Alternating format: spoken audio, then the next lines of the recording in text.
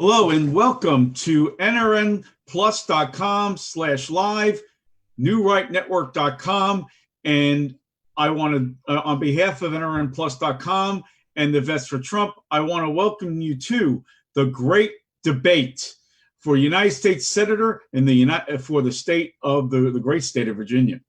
My apologies for the hiccups at the beginning. We had internet difficulties, but I promise that will not sway us from providing you with the best possible product. And we have three very, very enticing candidates that you must listen to. I am your host, Frank D'Onofrio, for the nrsplus.com/live video town hall debate series. I will be joined tonight with co-moderator Jason Alexander Roberge. Say hi, Jason.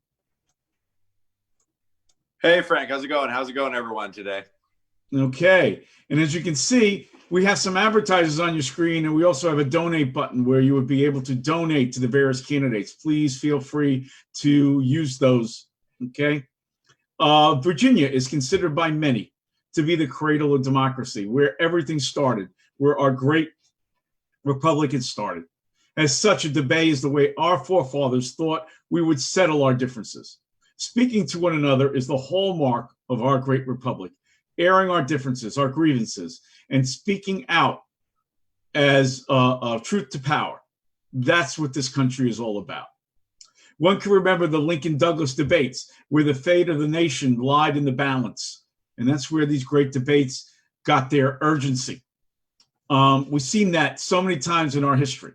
And now this is another point in history where we can see things happening right before our eyes that many of us, including the candidates you're about to hear from tonight, may not be 100% in favor of. I have tonight three special candidates with us. Elisa Baldwin from Virginia, Daniel Gade, and Tom Speciale. So I'm going to have each one of them say hi. Hi, Elisa. Hi, Frank. Hi, Jason. Hi, viewers. Great to be here this evening. And Daniel Gade. Hey, everybody. Good to see you. Thanks for having me. Appreciate it very much. And Tom Speciale. Hello, everybody. Thank you for watching this. Okay, I'm going to give everybody the ground rules tonight so that everybody knows what's happening, because this is not a one-on-one. This is a debate. And as such, each of the candidates gets equal time to bring out their platform to you, the people of the state of Virginia, so that you can vote. So they'll each have 5 minutes at the beginning of this presentation to discuss with you what their candidacy is all about. And they will go in alphabetical order, with Elisa Baldwin going first, Daniel Gade going second, and Tom Speciale going third. Then what we will do is we will then go with Daniel Gade going first, Tom second, and Elisa third, and then on so on. So it'll go in that round robin. Okay, so the questions will be done, okay, by myself and Jason Roberge. Jason will be asking a question after myself, and then we'll be intersprinkling some video questions from various members of the outside world. Some are from Vets for Trump. Others are from just decided that they were going to send a video question in. We sent out some feelers on that. And each of you will get 2 minutes to decide, 2 minutes to speak and answer the question. Then each other one of you will get a minute each to rebut. So we okay with those ground rules? All right. Let the great debate begin. And at this moment, I want to introduce Elisa Baldwin. Elisa is running for the United States Senate. She's a veteran, a teacher, and she has a great background, which I'm going to have her speak to you about in the next 5 minutes. Elisa, it's yours. Hi, everyone. Again, my name is Elisa Baldwin, and just for clarification, I'm not a veteran of the armed services, although I've heard some of my competimates refer to me as being a veteran, having served on the front lines of our public school system, but I do want to make that known so that there's no stolen valor. I have tremendous respect for those in uniform and our veterans. My own two grandfathers served as well. with humility and with pride. So I am a native Virginian of 42 years and the ultimate political outsider, not someone who is approaching this run for elected office with political ambition, but with a servant's heart. You see, I'm a Christian constitutional conservative, and in 3 words, that means faith, family, and freedom. Faith, family, and freedom is not a platform. It's how I've lived my life. It's who I am in my very essence and my very core. I've also long been a strong GOP conservative activist at the grassroots level, even since childhood, doing all of the traditional political things that you might expect: door knocking, phone calls, distribution of literature at the polling places, and that sort of thing, to make sure that we elect strong conservatives on behalf of the Commonwealth of Virginia. I love God, I love country, and I love people. And this is an opportunity to put those 3 together and really make a difference for our Commonwealth, to lead right. And I know how to do that because I do have, excuse me, a unique set of knowledge, skills, and dispositions. I've worked as a paralegal for a civil litigation defense firm in Richmond for a number of years before being called into the teaching profession. And literally, I got a phone call for a job that I had not applied for. And that has been a passion for the last 16 years, most recently teaching civics to 8th grade middle schoolers. So if you're looking for someone who knows how to handle drama and get things done, which is what I think we need more of in DC on Capitol Hill, then look no further than Elisa Baldwin from Virginia. I am a servant leader seeking to be a citizen legislator, as our founding fathers intended under the Constitution. And because I'm a civics teacher, each day in the classroom, I am used to making our great Constitution of then great and relevant again today. And I seek to be that voice for Virginia because we need and deserve better than Mark Warner, who continually votes with the DNC and his special interest groups, and instead of even career establishment Republican types who go along to get along. We don't need more of the same. We need that ultimate outsider. We need someone to bring fresh ideas and a new perspective. And as someone who is living my teaching of the Constitution, which we know is set up of the people, by the people, and for the people, I feel I'm the strongest candidate to do that and defeat Mark Warner with Virginians' help as they cast their ballots.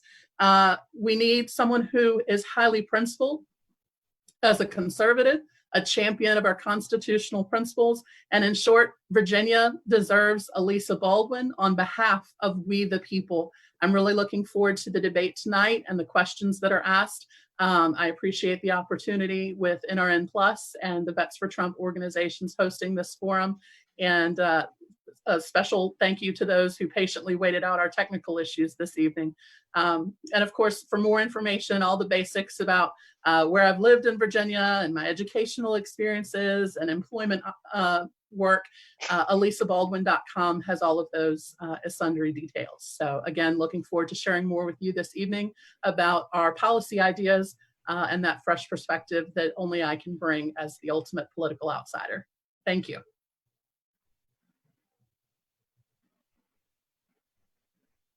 Thank you, Elisa, and thank you for your introduction.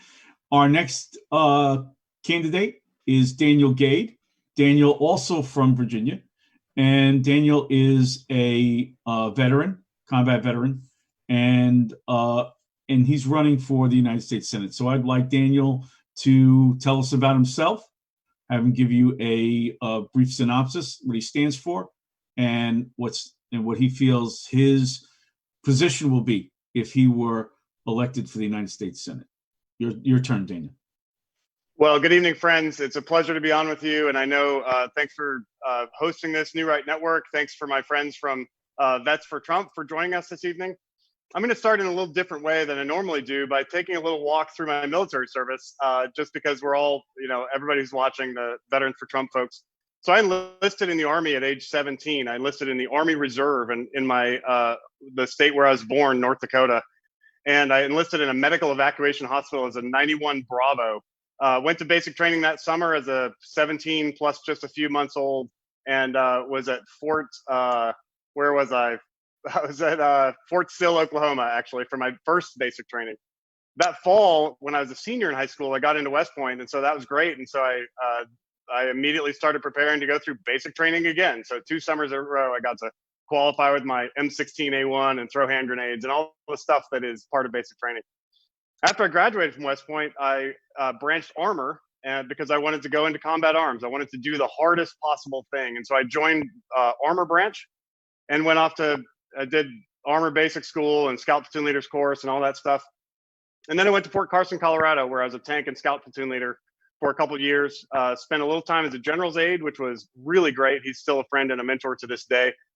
And then I went to the Marine Corps Amphibious Warfare School, where I learned to operate with my friends, the Marines, which would come in great handy just a few years later when I was deployed to Ramadi, Iraq. So in between there, I actually started Ranger School on September 10th, 2001. I went in at a world in peace, and I came out, obviously, in a world at war. And I was pleased to be honored at Ranger School as the distinguished honor graduate of my class and the officer honor graduate. So that was a lot of fun. After that, I went off to Korea, and I served in Korea for 2.5 years. And towards the end of my time in Korea, I was asked, do you want to deploy to Iraq with your unit? They're going, do you want to go? And I said, here am I, Lord, send me. So I went to Iraq, and I went to Ramadi. And during my time in Ramadi, I was wounded in combat twice. I was decorated for valor because we were fighting every single day. Now, I didn't do 4 tours. I didn't do 8 tours. I did half of 1 tour because my tour was cut short by an IED that hit my Humvee, critically wounding me. And something cool happened that day that I think my the Marine Corps and Navy friends on this call or on this video will appreciate. That is that I was transported by Marine Corps helicopter from a Army battlefield, Marine Corps helicopter, to a Navy surgical facility.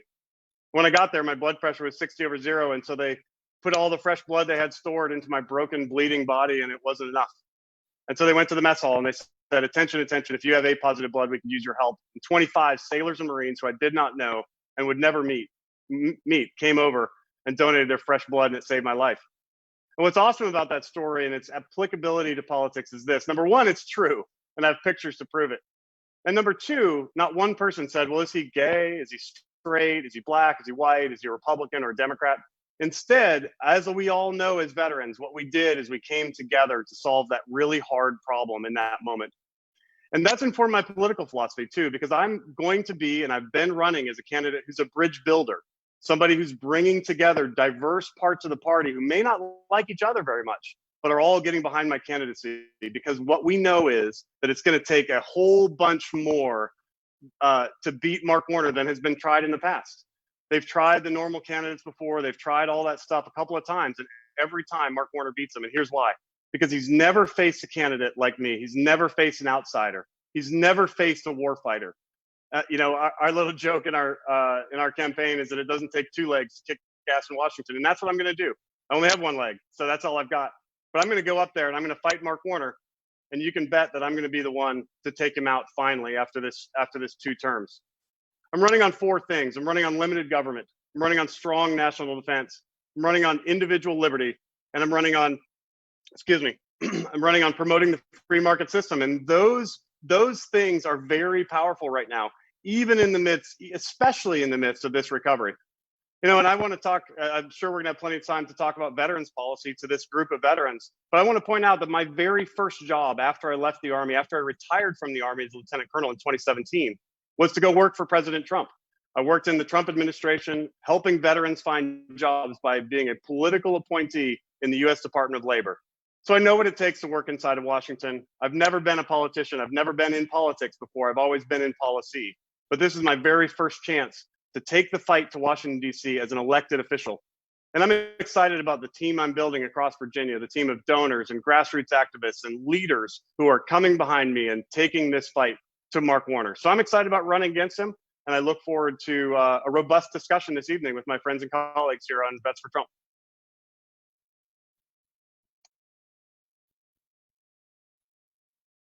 Sorry. All right. Thank you very much, Daniel. I appreciate that. We're now moving on to the next candidate, Tom Speciale, another veteran. I apologize, Elisa, for calling you a veteran. I had gotten wrong information, so I want to apologize for that. Tom is with us. Tom also joined me on Make America Free Again, and we had a robust conversation. Tom? You're next. Thank you, Frank. I appreciate it. First of all, I want to say thank you guys all for doing this. You know, one of the things I think that is so often missing from politics and people who want to be politicians is the humility. And for me, this entire process has been an absolutely humbling experience because this isn't about me. This is about my kids. It's about your kids. It's about our grandkids and our great grandkids down the road. You're going to get a very different feel from me. I'm not a suit and tie guy. I'm a greasy wrench, gunpowder, and dirty boots guy. Okay, that's how I've been all my life. So I don't talk about all the, the great things I did in my life or the terrible things that happened to me, because I just didn't grow up thinking about the world that way. It's not about me. It's about everybody else. And so that's why I'm doing this, because this is about winning in Virginia. And Virginia is a really hard state to win in right now because of the polarization in politics in particular. So about me, I'm a 28-year Army veteran. I'm still serving in the Army Reserves. For the last 10 years, I've worked in the intelligence community. I worked at the Defense Intelligence Agency, the National Counterterrorism Center, the Defense Combating Terrorism Center, and for the Office of Director of National Intelligence. In the reserves, I'm a CW3 human tech. I've graduated from every course the Army offers on human intelligence and several that are analyst type courses. I'm considered a senior intelligence officer in the Army and also a senior human tech. My son is serving in the Navy right now on active duty, and I have my second oldest son that I personally got to swear in myself to be an infantry airborne ranger. He leaves for basic training in August. On MOSs, I have 6. Let's see: military police, field artillery, forward observer, psychological operations, infantry, HUMIT specialist, and then HUMIT technician warrant officer. I never saw or intended this to be my life. I'd much rather be training my Cub Scouts and training my soldiers. That's how I saw my life evolving. But with the state of affairs in our country, in particular after the Pulse nightclub shooting and how the Democrats just went crazy about taking guns away from everybody, even though it had nothing to do with guns in Montana and South Dakota, I started really looking at the problems in our country. I wrote my autobiography for anybody who really wants to get to know the weeds, the nuts and bolts of my life. I wrote my autobiography. It's called Faith, Family, and Fortitude, because I believe that those 3 things are the most defining characteristics of my personality. You can find all kinds of stuff about me on YouTube. I've got a YouTube channel. I've got almost 100 hours of video out there about what I think about things, and I'd encourage you to go look at them. I'm pro-God, pro-gun, pro-God, pro-Trump, pro-Constitution, pro-law enforcement, uncompromisingly on all those things. Okay, there is absolutely no gray area on those issues. And I said pro-life, or if I didn't, I meant also to add pro-life. I'm a recognized national security expert. And what I mean by that is I wasn't sitting in a classroom for the last 28 years.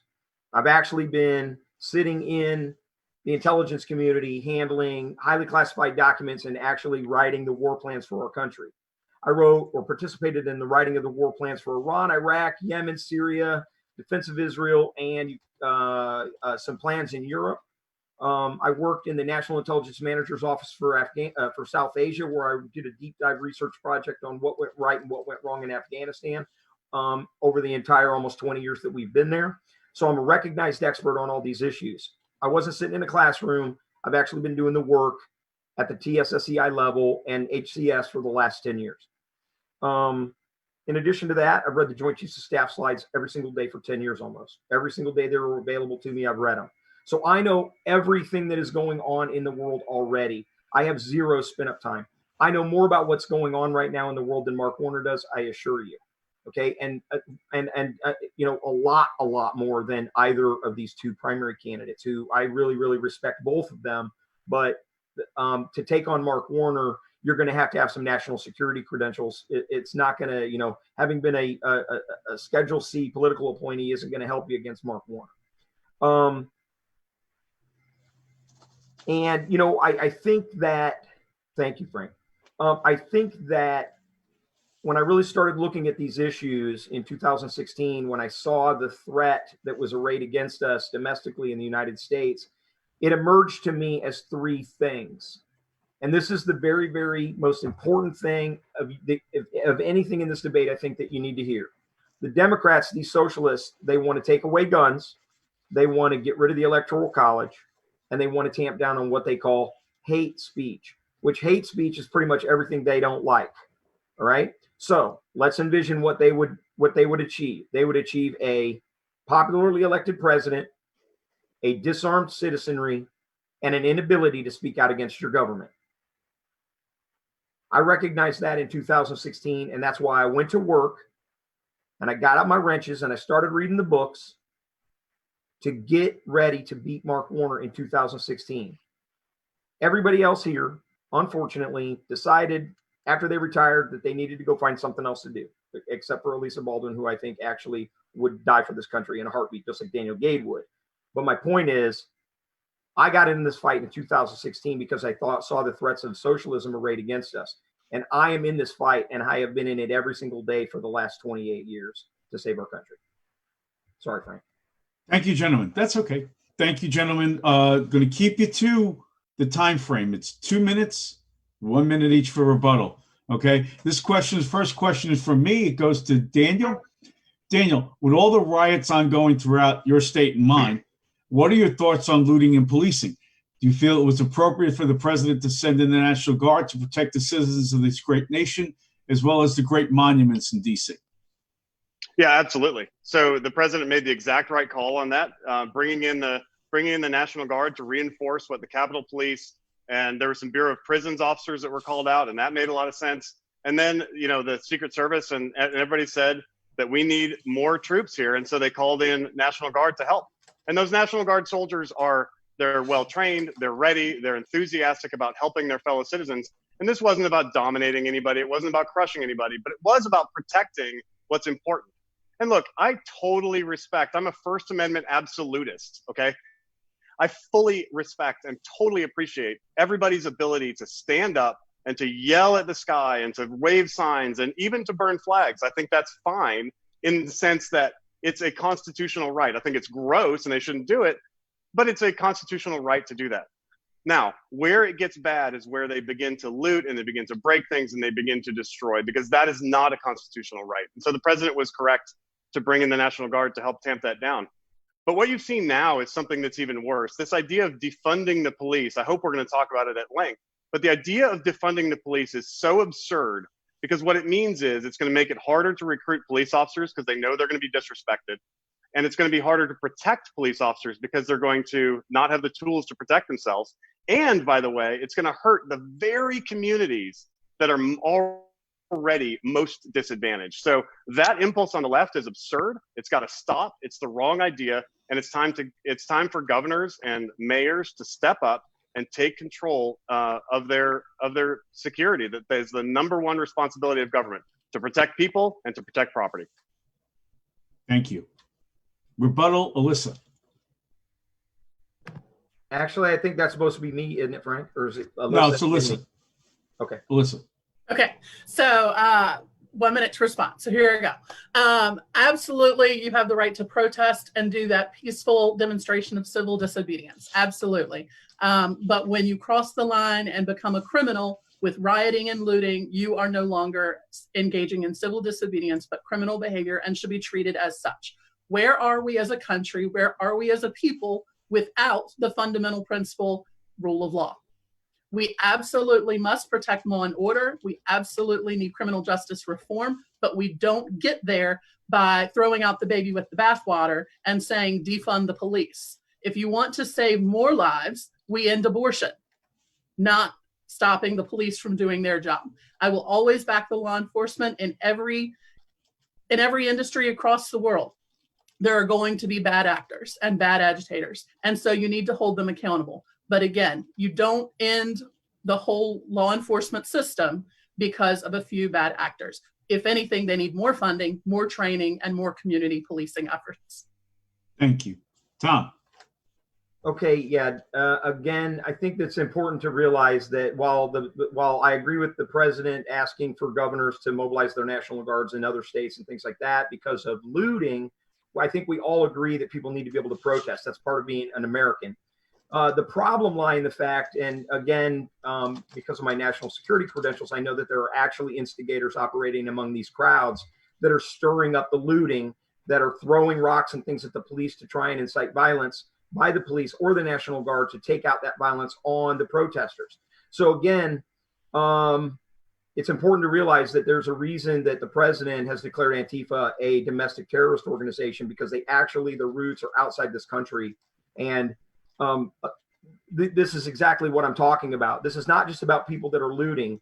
This is about foreign adversaries taking advantage of civil unrest in the United States and essentially trying to instigate violence against the protesters by law enforcement to do things like that would ultimately, result in them trying to defund the police, which is absolutely a moronic idea. It'll probably never happen.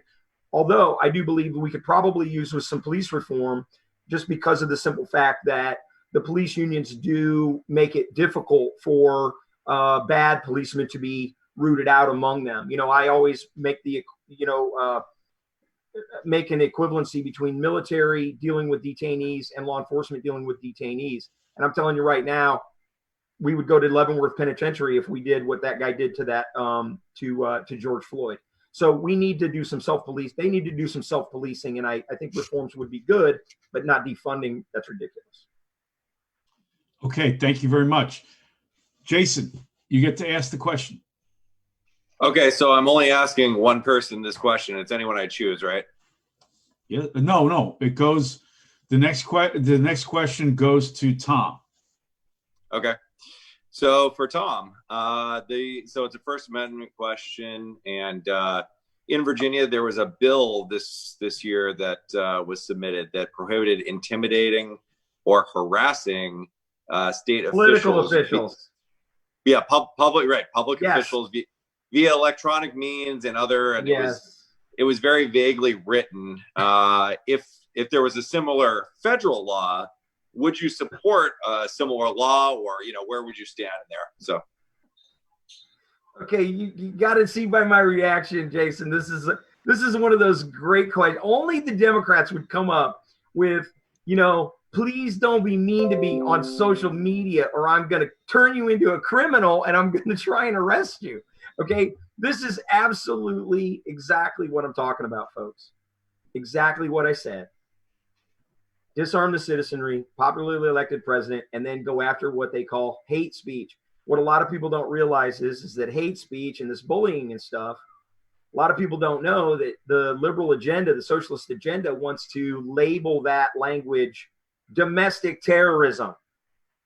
They want to call people who are bullies or people who are using racial language, they want to call them domestic terrorists. Okay, because if they turn you into domestic terrorists because you're using hate speech, then guess what they can do? They can use that as justification for going into your home and seizing your firearms, disarming the citizenry. Okay, so absolutely, I would not support anything like this, and I will go toe-to-toe with any idiot that proposes that, just like I did with the idiots in Virginia that proposed the same thing. Okay, I hope to God neither one of these other candidates has anything less of a violent reaction to how stupid that is. Elisa, okay. Your response. Yep. Okay, so the First Amendment right to free speech, we know from adjudication in the Supreme Court does have limitations. You can't, scream fire in a crowded building, for example. But the idea of being intimidating or harassing to public officials is bizarre. It's absolutely ludicrous and needs to be ignored and fought against at every turn, because you don't enter this as a public servant and then say, they're mean to me. You can't do that. I remember standing up to bullies on the playground as early as 3rd, 4th grade, and I'm not someone who's going to back down when someone is just, saying hurtful things or things that I would think are unkind. Grow a spine and have some self-respect, that you're not going to live your life governed by the opinion of man and others in general, because ultimately you're accountable to your constituents, and you're not going to please everybody on any given day. In fact, if you do, you're probably doing the job wrong. Thank you, Lisa. Daniel, you're next. Yeah, I have to agree with my colleagues here. Look, I didn't spend 25 years in uniform. I didn't lose a leg in combat, and I didn't, do all the stuff I've done so that I could just stand aside while people attack our constitutional rights. It's not going to happen. It's ridiculous.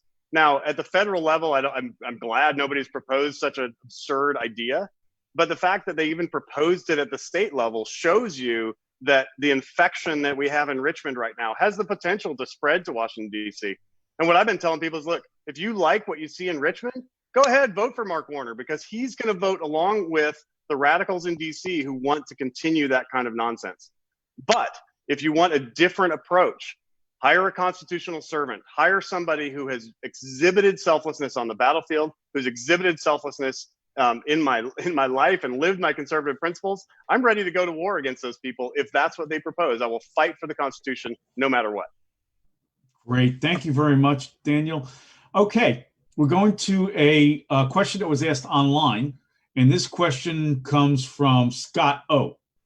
What are 3 actions, and this goes to Tom, what are 3 key actions you would like to do to help very small businesses in rural Virginia and America increase and do well with their street stores and also online?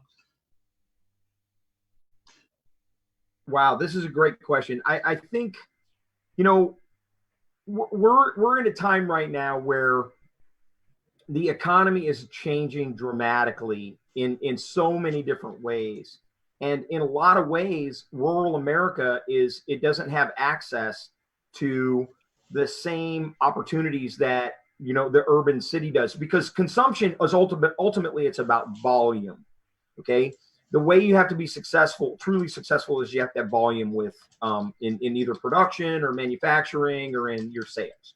And so, I think the 5G issue is critical with regard to rural America. We've got to do something about the telecommunications infrastructure to help, because I think that's a wonderful, wonderful market that can be totally taken, that rural communities will be able to take advantage of, and not just in the sense of like manufactured products, but at the same time, I've thought a lot about like dude ranches. If you remember dude ranches a long time ago, people used to go and leave the city and like go away to dude ranches. But the reality is, I think people are getting fed up with the speed of urban life.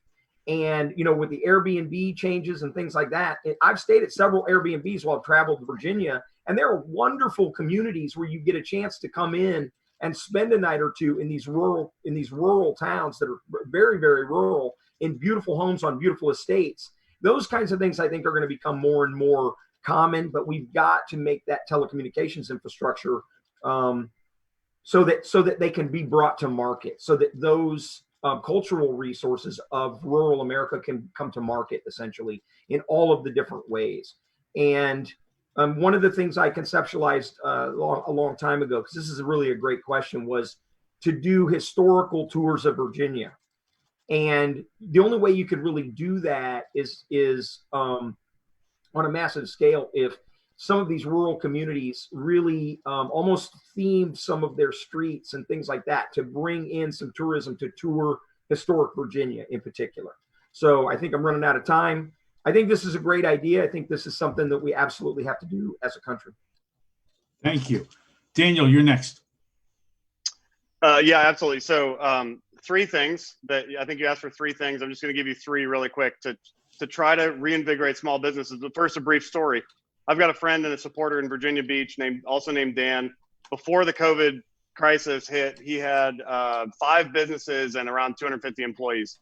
Now he's down to like 2 businesses, and last I checked with him, about 15 employees, because he's been able to keep on a few administrative staff in the hopes that when things open up, he can get his businesses going again. So I've talked with business owners about this very issue, and what they've told me is 3 things. and I just wrote them down here while we were talking. One, payroll tax holiday.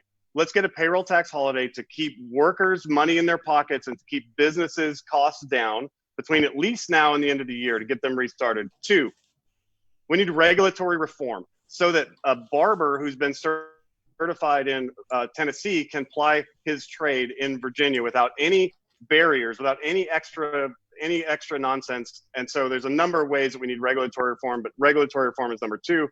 And number three is huge for online sales, and that is online sales need to continue to be, or we need to re-protect them against sales tax. So if you can sell around the world with your goods not being taxed, that's better off for small businesses, and those three things will help tremendously. Thank you. Elisa, you. Well, as the only candidate of the three who actually lives in rural Virginia and has returned to my childhood roots, where I was once told upon graduating high school that you'll never get the Lunenburg red clay off your feet, and that's true. I certainly know a thing or two about the pitfalls and the lack of infrastructure that hurts our small businesses in rural America. So to that end, we absolutely need to support rural broadband initiatives, just like we did with rural electrification. Being creative and innovative using USDA grants and other opportunities to bring that support to the rural communities to support business efforts. And we need deregulation. Deregulation leads to diversification with your business opportunities.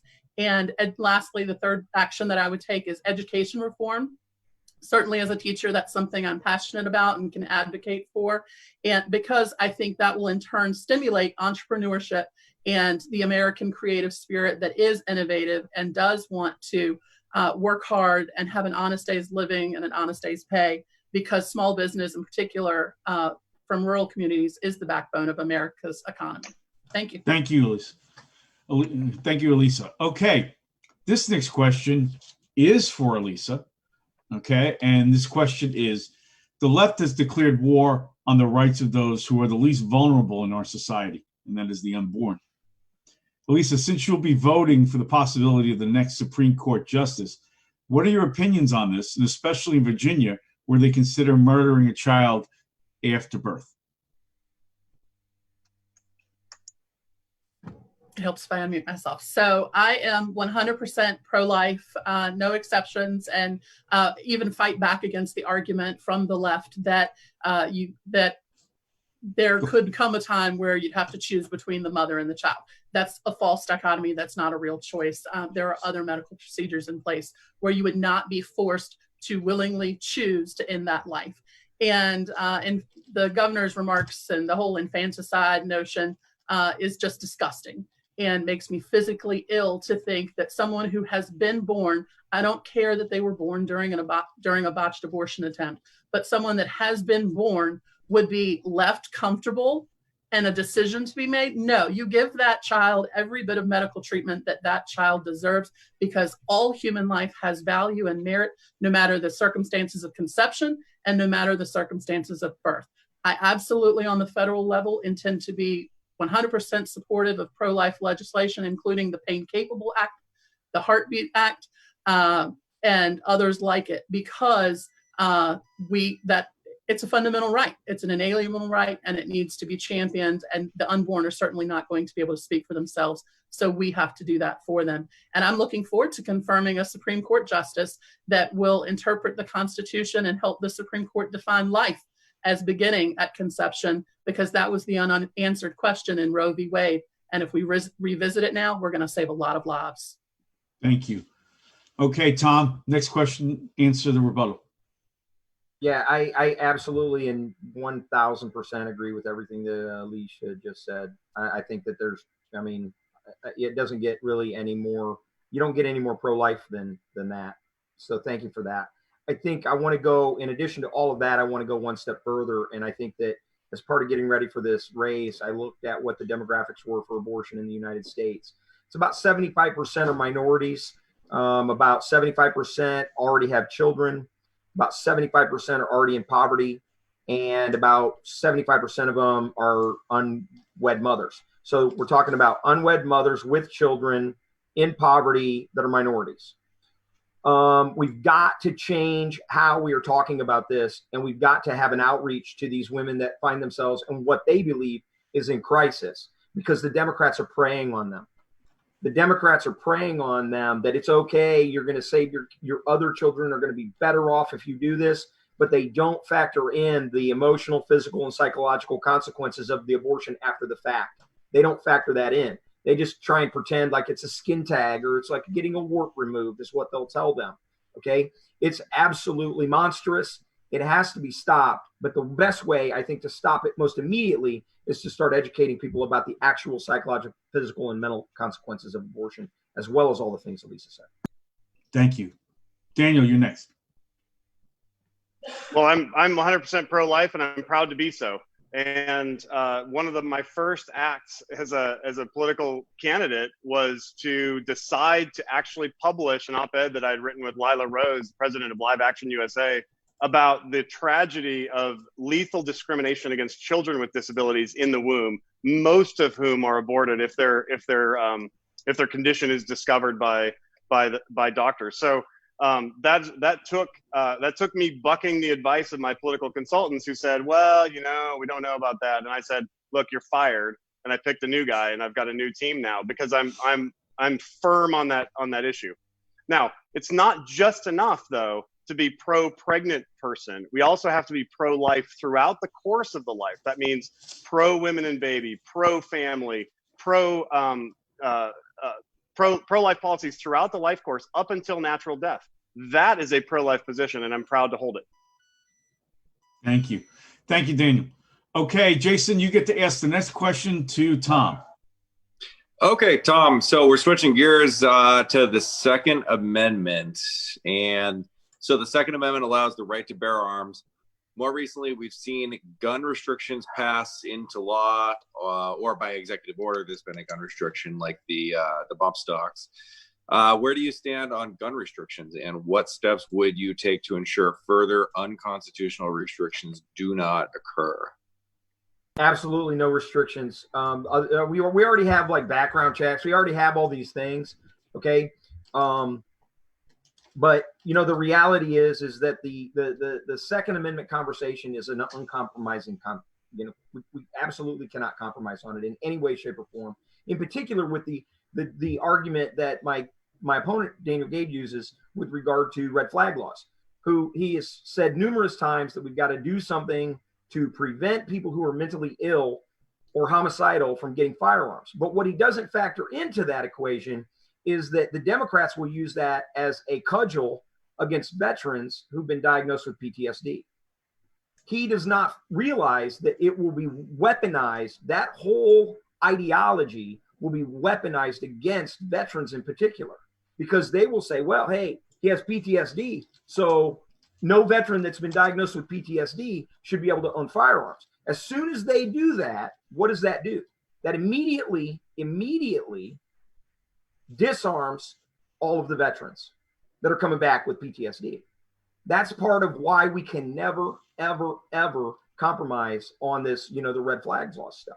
And, it absolutely cannot be done. Now, what we have to do is this has been one of the principal planks in my platform since the very beginning, but I look at the entire issue as a mental health issue. And it's a mental health issue way bigger than just the suicides and all that. Okay. It's way bigger than that, because if we invested in mental health services in this country, then this would help with the bullying problem. It would help with the suicide problem, which, people don't even really understand that there are 1.4 million attempted suicides in the United States every year. 1.4 million. Sorry, I didn't see a card go up. Sorry, guys. That's all right. No, it's okay. Okay. Daniel, your response. Yeah, sure. I completely agree with Tom that there should be no restrictions, and I've been firm on this. Listen, let me be totally clear with you. For about the 100th time, I am against red flag laws. They violate the Second Amendment, the Fourth Amendment, and the Fifth Amendment, and I'm against them. It should be totally clear. I think we're clear now. Now, Jason, I do want to push back on something you said, if you're still paying attention, because what you said was that the Second Amendment gives us the right to keep and bear arms. That's not true, The right to keep and bear arms pre-exists. It's a pre-existing right given to us by nature, given to us by God, and prevented from government interference by the Second Amendment. So it's a little bit of nuance there that I wanted to make sure that that I corrected with you. Yeah, no problem. Yeah. Thank you, Daniel. Alyssa, your turn.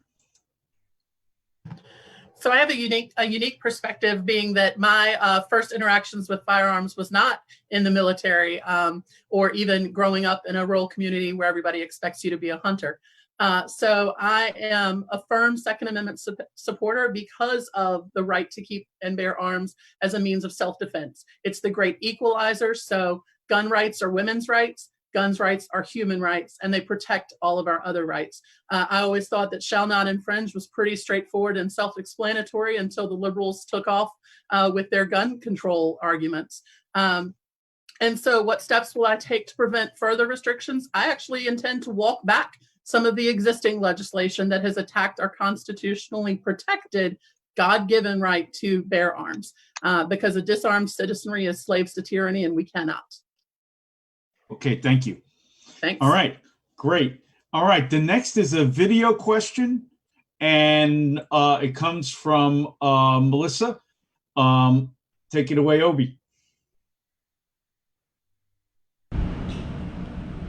Hi, my name is Melissa, and I served in the U.S. Army. I actually was deployed to a combat zone, so that's why I'm going to ask what your opinion is on women serving in combat MOSs. Thank you. Daniel. Oh, great.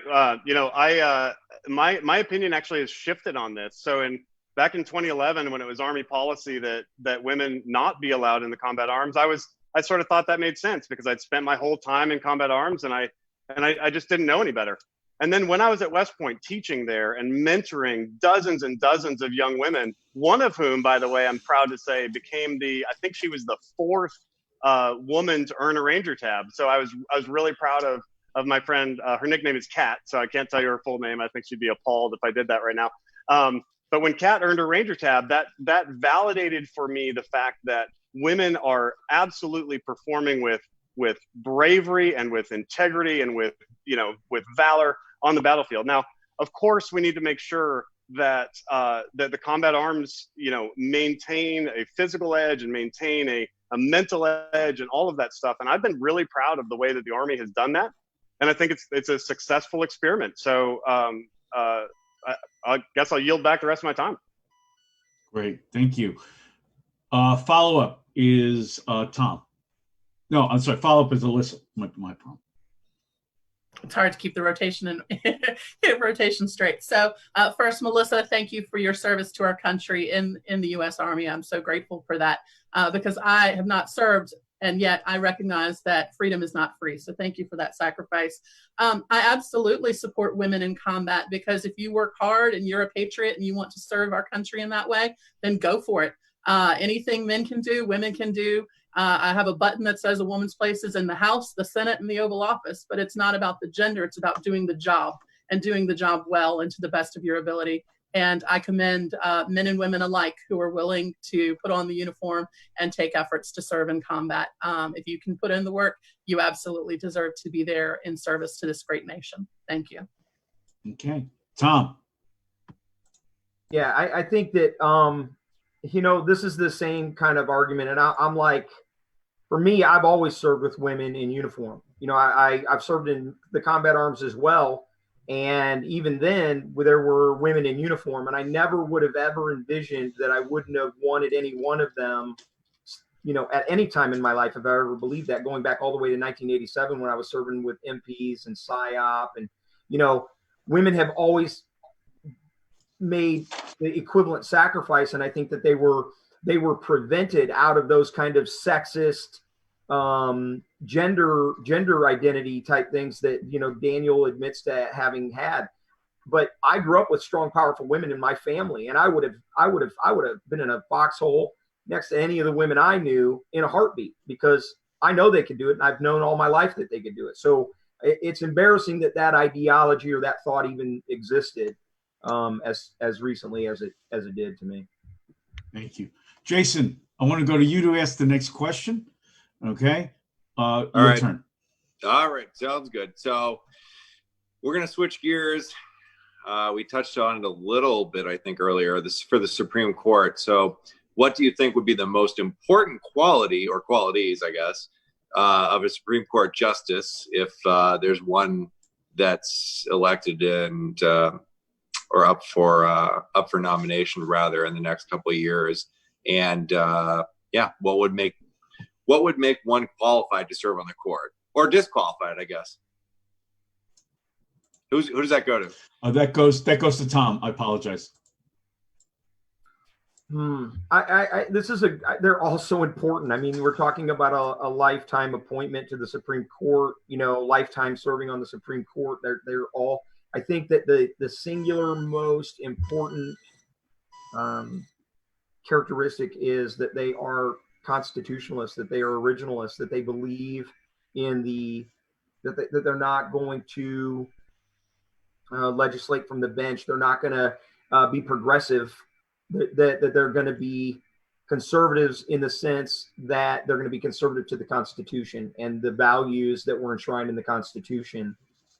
For me, that's like one of the biggest threats that, and it's wonderful what the president has been able to do in the time that he's been there. He's appointed more conservative judges to federal benches than probably any, as far as I know, it's like any president in history. I mean, it's incredible what the president has done to do that, because it really has cemented, I think, our conservative values into our legal system going forward. And I would absolutely support the same type, to have the same sort of values metric that I think that the president has used with regard to these last several appointments. And there definitely are going to be some appointments coming up soon.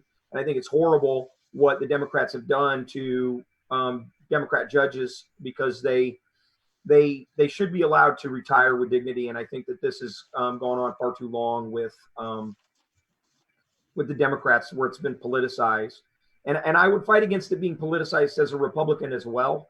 Not that I wouldn't have done the things that they've done in the past. I'm just saying that I think that when it becomes really clear cut that someone should not be sitting on the bench anymore because they're unable to serve, or we shouldn't, postpone them or hold them off, or, I just think that I would want to try and eliminate the politics out of the appointment process period.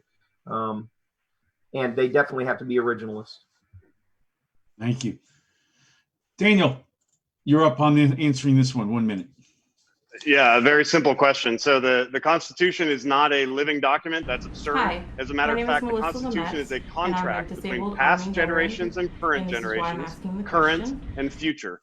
And all they need to be able to do to be a good judge is determine the bounds of the contract and decide whether or not government actions are within the bounds of the contract. So I call that being an originalist. I call it being a textualist. That is, they look at the text, they look at what it meant when it was ratified, and then they interpret it in accordance with what it meant then. Now, this president has been great. He's appointed over 200 circuit court judges. He's appointed 2 Supreme Court justices, and they're all phenomenal appointments. So I'm really proud of that. I hope it continues. I know it will if he's reelected, which I hope he is. So that's been one of President Trump's signature accomplishments that reshapes the judiciary for generations. Lisa. All right. So I, like the other two gentlemen here tonight, support original constitutional jurist being appointed to the Supreme Court because it is a lifetime appointment. And the Constitution then, as I shared in my opening remarks, is our great Constitution of today. The document has not changed. The intention has not changed. And that needs to be the plumb line by which all other laws and executive actions are judged. I think that when we're talking about interpreting the supreme law of the land, we've got to use the Constitution to do that. And you may or may not remember from your history lessons, but the Supreme Court was granted lifetime appointments for good character as an exercise in checks and balances. So that was written into our Constitution. It was the great Virginian John Marshall who expanded the court's power under Marbury versus Madison to allow for judicial review as a concept. And in sacrificing that particular case, actually grew the Supreme Court's power and influence over the years. We've seen a recent poor decision, I think, with the 5-4 split on religious liberty. And so sometimes they get it wrong. as hopefully the next U.S. Senator from Virginia, I will absolutely support those who are conservative by design, not by ideology or political affiliation, but because they interpret the Constitution as it was written for its original intent. Thank you.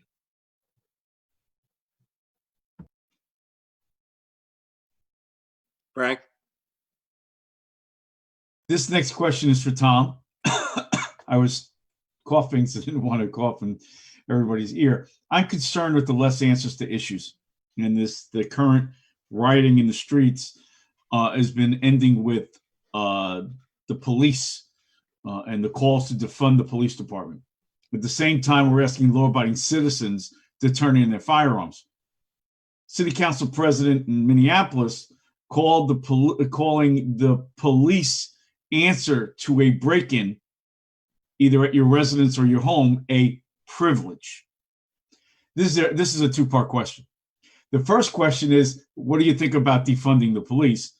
And the second question is, I'll remind you about the Second Amendment. The Second Amendment says a well-regarded militia being necessary to keep the security of a free state, the right of the people to keep and bear arms shall not be infringed.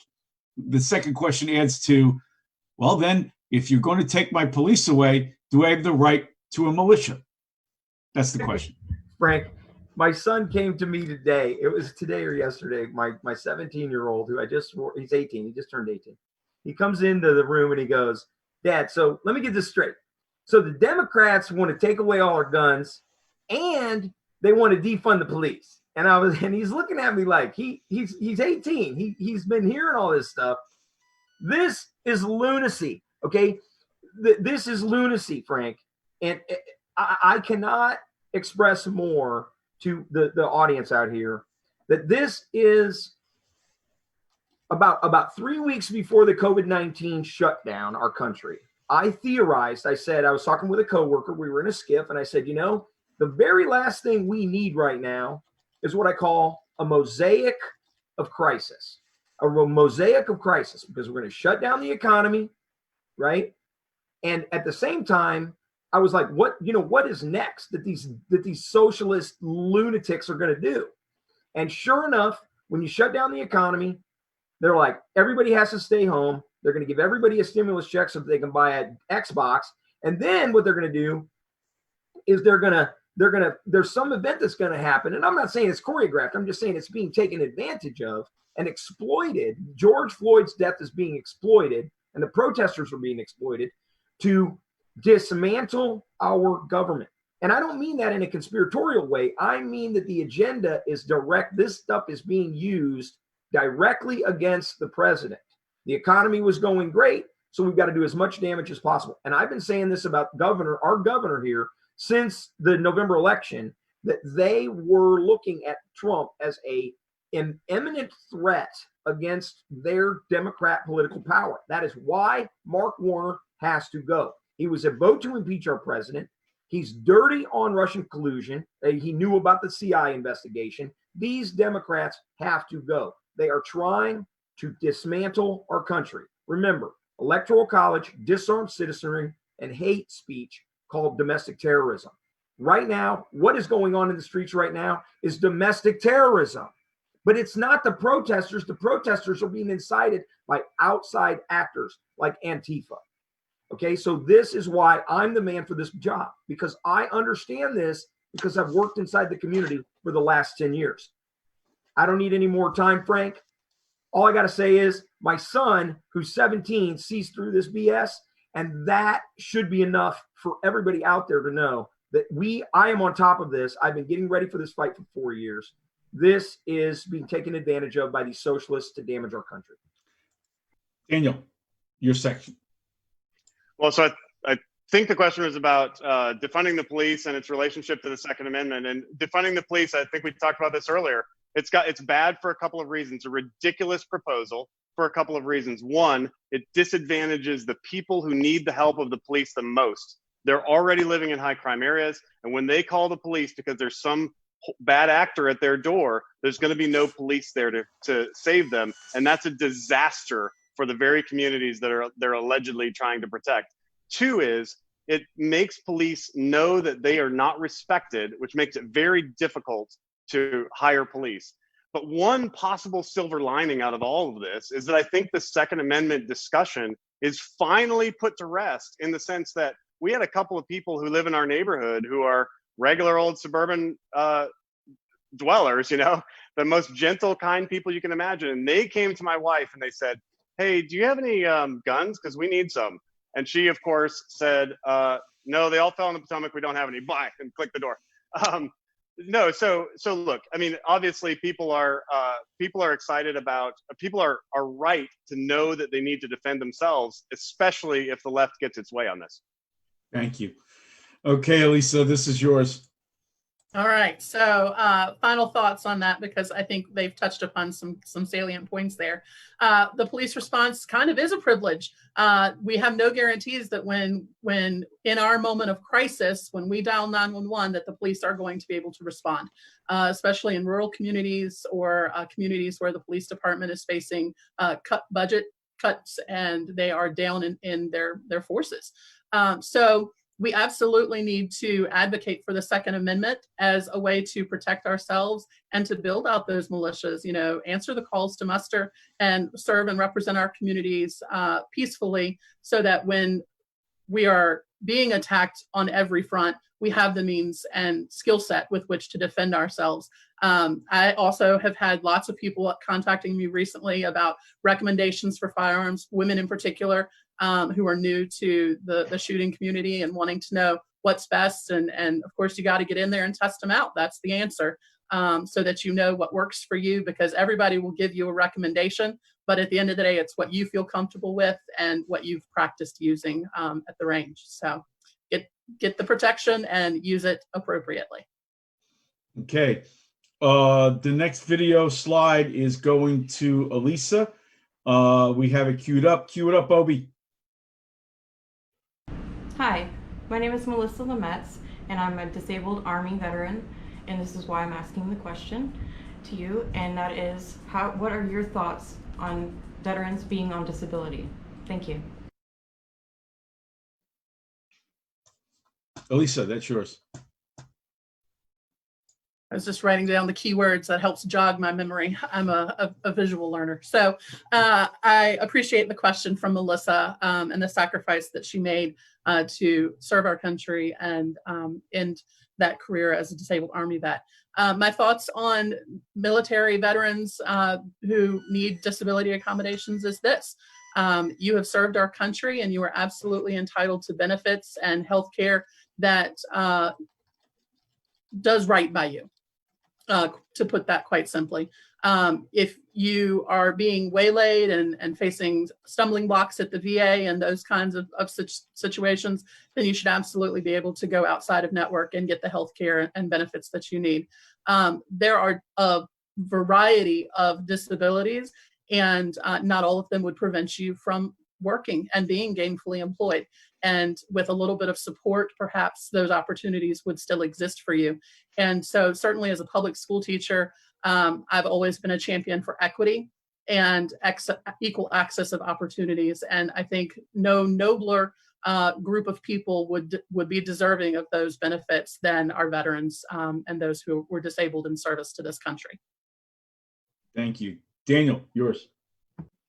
Well, you know, Frank, I woke up in the hospital and they told me my leg was missing at the hip.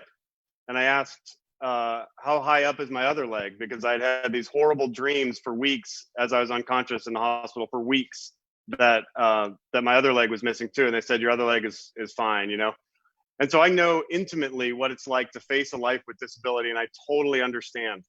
I later devoted my life to fixing some of the broken systems that have hurt our veterans. I went and got a master's degree and a PhD, both focusing in veterans policy. I worked at the White House for President Bush, working on serious reforms to get the help that veterans need to them right away. And in my spare time, while I was as a college professor, in my spare time, I founded a $15 million nonprofit experiment called the Independence Project, which I'm very proud of. It's nested inside of Hire Heroes USA. And what it does is helps veterans get the training and incentives that they need to get back in the labor market And these are disabled veterans. And what we've seen is they have better mental health outcomes, better physical health outcomes, and better economic outcomes. So let's help veterans find jobs. Let's help veterans get the benefits they've earned, and let's help veterans get the health care they've earned. It's straightforward. And so I'm right there with you. Okay, great. Tom, yours. Yeah, that's interesting, Daniel, because I think I've done some reading, and you wrote a lot about taking away disability benefits from veterans. In fact, I just wrote a couple things down. In your own words, most of these VA disabled vets are not actually disabled. Or PTSD, assessing the true prevalence of PTSD can be difficult. Or disability benefits to our veterans, and I absolutely agree with Elisa, disability benefits robbed vets of their independence by policies that incentivize unemployment and victimhood, or, other factors should be, this was my favorite one you said, other factors should be considered regarding disability, like their personal qualities, their family support, or their educational potential. Okay. And I think it's interesting because you got your master's and your PhD, as I understand it, while on active duty, paid for by the military as a disabled vet. Is that correct? Okay. I'm not sure who's asking the questions here, Frank, but I'd love to respond to that if I can have a second. I'll give you 30 seconds. Go.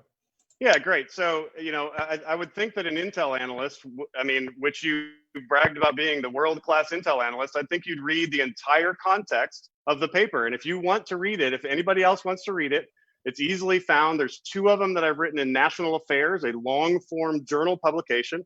I'll send them to you. I've written in the, I've been quoted in the New York Times above the fold on page A1. Talking about the Independence Project, and I've talked in the Wall Street Journal about this. I've been a reformer on this, and how dare you, of all people, question me, who actually lives with a disability, on what I've written about it. My opinion is backed up by fact, and shame on you, Tom. Okay. We're going to take a little break. We have 15 minutes. We have a Vet for Trump video that's going to play, and take a deep breath, everybody, because we're 1 hour in. We've got another hour to go.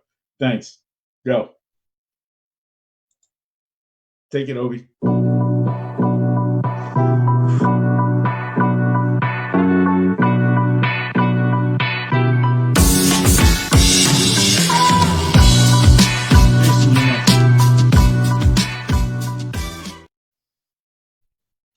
Okay, we're back, and that's how we ended the first section of this, and hoping for a very lively conversation amidst the 3 people. This round is going to be the same way. For the next hour, we're going to be talking to each one of the people here. We're going to start with Alyssa. We're going to go to Daniel and Tom, and then we're going to go Daniel, Tom, Alyssa, and then Tom, Alyssa, Daniel, and go all around. Okay? And then we will go at the last 15 minutes of this debate, where you will have a chance to give your final thoughts, have any rebuttals. And my question to the group here is based on the last question.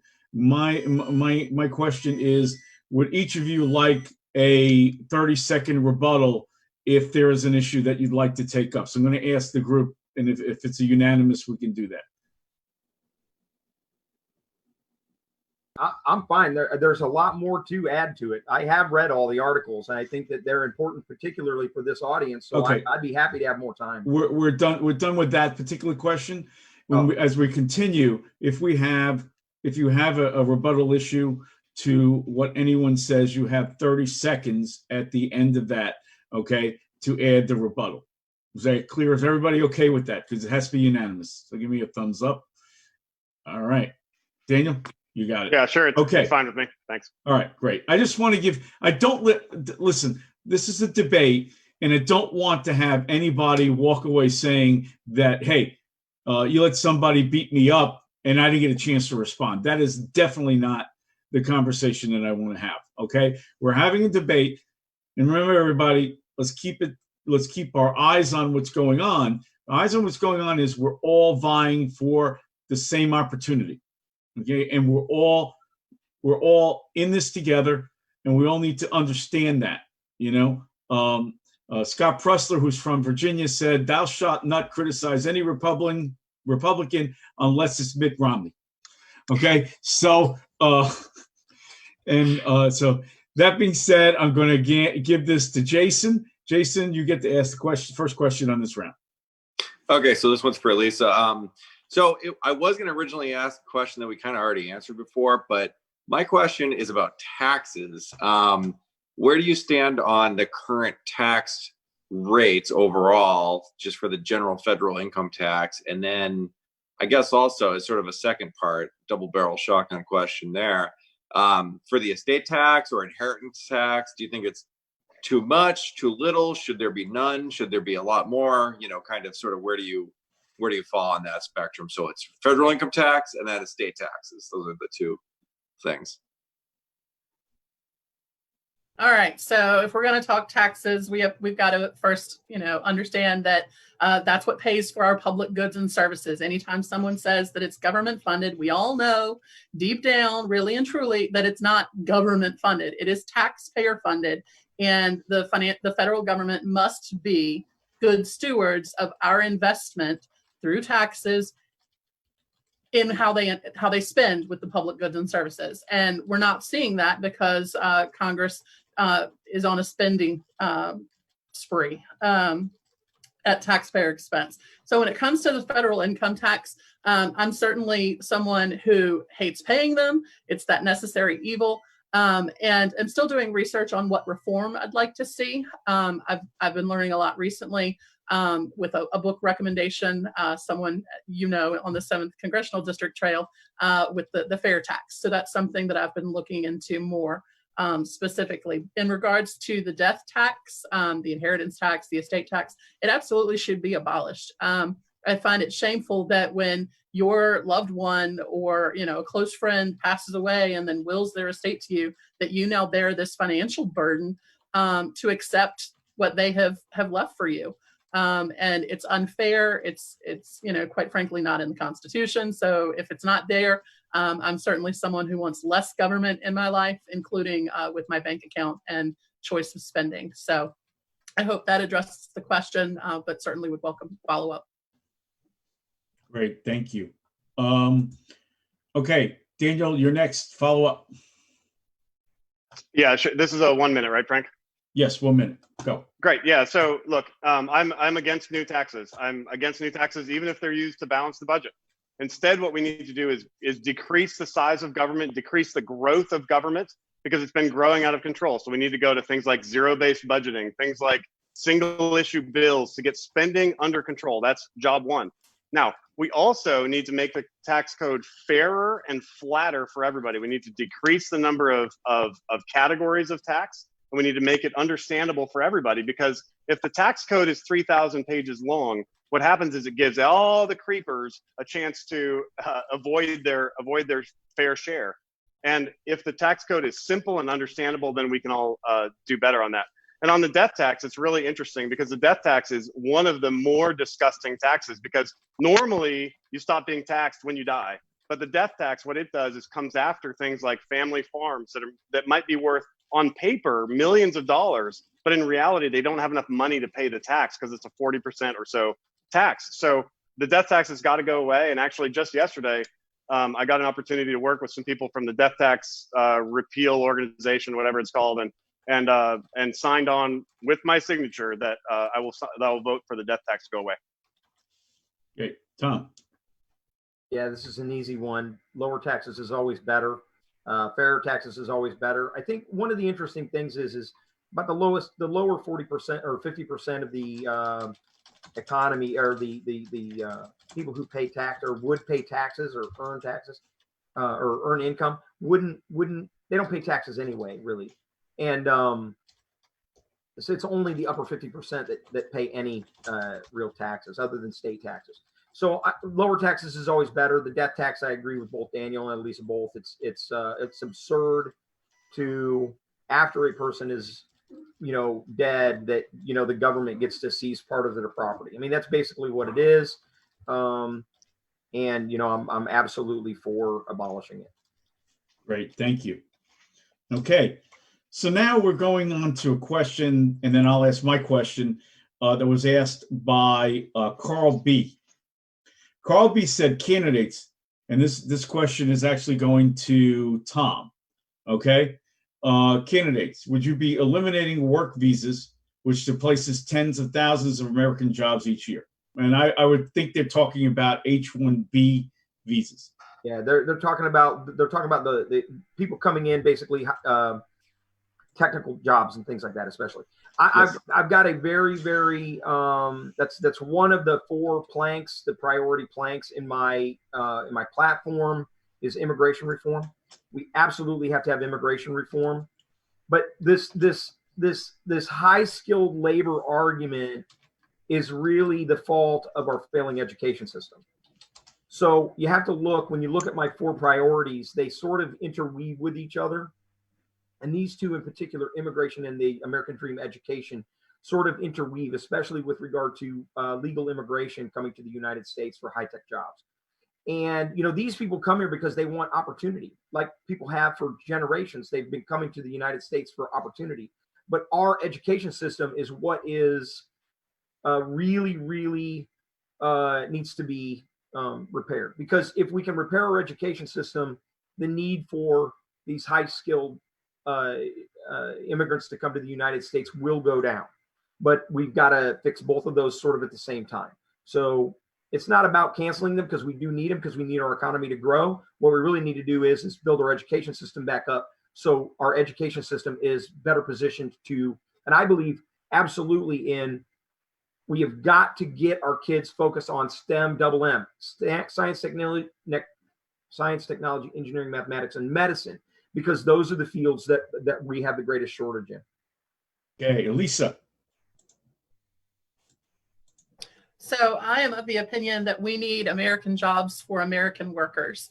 And so absolutely, I've said before that if not eliminate altogether those H-1B work visas, we drastically need to reduce the number that are given out, because we absolutely should be putting Americans to work. And if there's some high technical skill training that's required to do that job, then let's offer that. Let's make sure that our people, our citizens, are put to work and can drive up the competitive pay for those positions. I've heard the argument made as well on the campaign trail, that we've got jobs that Americans don't want to do. Well, guess what? If they're being paid to do them, they will. And certainly we're going to see that with the economy in recovery mode for the next little while. And so I am someone who, immigration reform aside, think that this is an area where we're opening our doors and encouraging others to come in and take American jobs that belong to American workers. So I'm not in favor of the H-1B1 visas for that reason. Thank you. Daniel. The first and most important thing we need to do with immigration is recognize that our immigration process has to serve America first. Then we need to do what the president has been saying this whole time, which is to secure the border. He says build a wall, that's slang. He means secure the border. Some places a wall, some places other means. And then we can, once we secure the border and we choke off the supply of undocumented illegal labor that is actually driving down wages, then we can take a look at the mix of H-1B and H-2B and all of that to determine how we can keep our economy growing while not depressing wages for American workers. You got a little time. You can keep going. Yield back. It's fine. I'll say this, okay? And I'm going to use your time, okay? I was one of those displaced workers. I'm an IT executive. I've been in IT for over 45 years. I started as an IT worker, as a programmer, and I know that there's a game being played. And that game takes away American jobs because these companies are looking for cheap labor. And not only that, the H-1B visas, when they get here, are working double the time for the same pay, all right? And told that they have to do so or else they'll be sent home. So being honest with you, they get the labor at half the price by playing the game, and then they cut that in half again because they're forced to work more than they should be. That's my spiel on that. I apologize to enter my thoughts into this, but it's probably one of the hardest things that I've ever had to deal with in my life, which is being unemployed for over a year and practically losing my home and everything I own. So, okay. So Frank, let's get you running against Tim Kaine in a couple of years. That dude's got to go too. I live in Maryland. I like to run against. Oh, come on, man! I'm gonna try to run against. Maybe I'll run against my senator of Maryland, Chris Van Hollen, who I detest. Okay, all right. I get the next question. All right, this one goes to David. Talk to me about how the spending is occurring in the federal government in 2018. These are true numbers. $16 billion was given to Maryland District 9, which is part of Representative Elijah Cummings' district.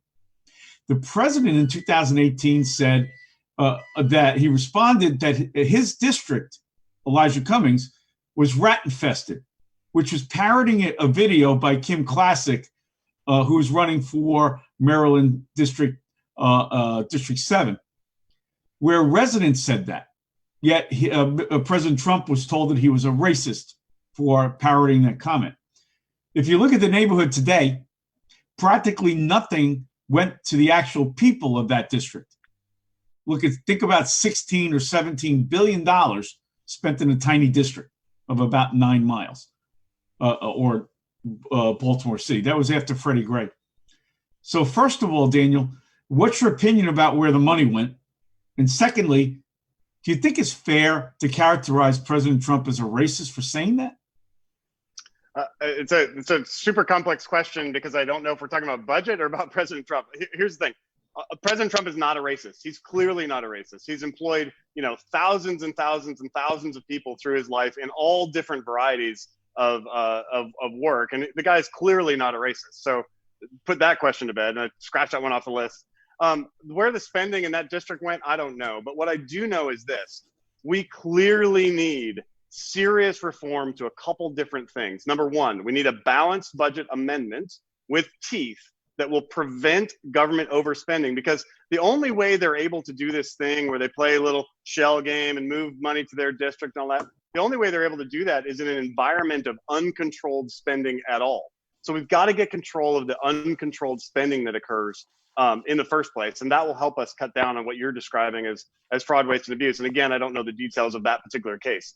But we know that an increasing percent of our budget year over year is getting eaten by entitlement spending, particularly Medicaid, Medicare, Social Security, including Social Security disability, which is growing very rapidly as well. What that does is crowds out other kinds of spending. It crowds out military spending. It crowds out a bunch of other kinds of spending. And by the way, what I didn't talk about already is that interest rate spending, or interest on the debt spending, is now about $250 billion a year and growing very, very rapidly. So what that means, if interest rates go up 1%, that's how much it goes up, actually. It's more than that. So what that means is that interest rate spending is going to crowd out all the kinds of spending we want to be spending on. It's going to crowd out defense. It's going to crowd out roads. It's going to crowd out national security of other things other than the Defense Department. So it's a real problem, and we need to get a hold of it. And so that's why I've backed a balanced budget amendment. Thank you. Okay, Tom, your response. Yeah, President Trump's not a racist. He's just basically calling out exactly what I called out a few days ago when I spoke at the Prince William County Board of Supervisors meeting. These Democrats have basically robbed these people of all this money that was supposed to be spent on their behalf over the last 50 years. If you look, and they are in peril, these neighborhoods, and it's not even the whole cities. It's usually very, very specific neighborhoods that they justify they need all this money for. And then they go, and we don't know where the money goes. The money goes to bloated bureaucracy, inflated infrastructure contracts, just because of the way we are organized. And so, we'll probably never know where those billions of dollars go, but it's not just billions of dollars, it's trillions of dollars. If you look right now at the 17 major inner cities, you're going to find 17 neighborhoods. Those 17 neighborhoods have the highest homelessness rates, highest drug addiction, highest fatherlessness rates, highest abortion rates, highest crime rates, highest homicide rates. Okay, these are where they basically, supposedly, these Democrats have been spending this money for the last 50 years. It's an abject failure of their policies. So that's all the president is calling out. He's just calling out the failure of the Democrats in all these major cities. Lisa. Well, I'm of the firm opinion that Donald Trump is not a racist. In fact, I think he's done more for the people of color in that community than previous presidents. And I have a sinking suspicion that if he said, oh, sweet oxygen, oxygen is wonderful, that people would run around and smother themselves just because of Trump derangement syndrome. So liberalism is a disease, and that's unfortunate. But what's also unfortunate is how bloated our federal government has gotten with their spending. And the best predictor of future behavior is past actions. And so we've seen it time and time again where they will appropriate money, and then who knows where it's actually getting allocated, right? There's very little of the follow-up piece once it's passed as a piece of legislation. And so that is certainly a concern of mine, to track that money that is appropriated is in fact allocated to its intended target and used within that time period. And so I'm out of time. Thanks. Thank you. Okay, Jason, you're next, and your question. Sure. I don't know who this question goes to, This but goes to Tom. Okay, Tom. So, I think I want to ask a COVID question. So, at the beginning of, I think you should, Jason, because if you don't, I'm doing the next one on that. No, okay, yeah. So I want to go unscripted, right? I have a bunch of questions, but I just don't. I think it's important to talk about this because, how many? Okay, so my question is, how many weeks or months or days should a governor? This is kind of a state question, but how many days, weeks, or months should a governor be able to shut down a state if there is maybe some actual biological problem, warfare, virus, whatever the case may be? In this case, it was a virus, I guess, coming from China. But what's the number of days, or roughly what would it be, and how much is too much? And it's kind of a broad question. I want you to answer kind of broadly, but that's kind of the scope of it. I will tell you, I got 2 minutes for this. I'll try and spend 1 minute on one part of it and another minute on the hypothetical. Okay, I said from the very, very beginning regarding COVID-19, I told everybody just calm down. Okay, just stop. Just everybody needs to wash their hands, cough in your sleeve. If you're sick, stay home. Don't go around people who have chronic pulmonary disease, congestive heart failure, or diabetes, because those people are vulnerable even to the flu. So regardless of what kind of virus it is, because all viruses basically get spread by those mechanisms. And what I have realized is that this was I believe that this was psychological terrorism. Elisa mentioned it earlier about screaming fire in a crowded theater.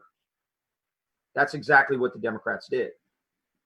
That's exactly what the World Health Organization did in the beginning, and it's exactly what the CDC kind of did.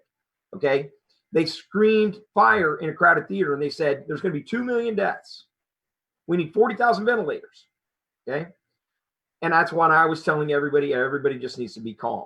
Okay. The facts are comorbidity rates for this are only 7% of the deaths are directly related, that are only one cause of death, COVID-19.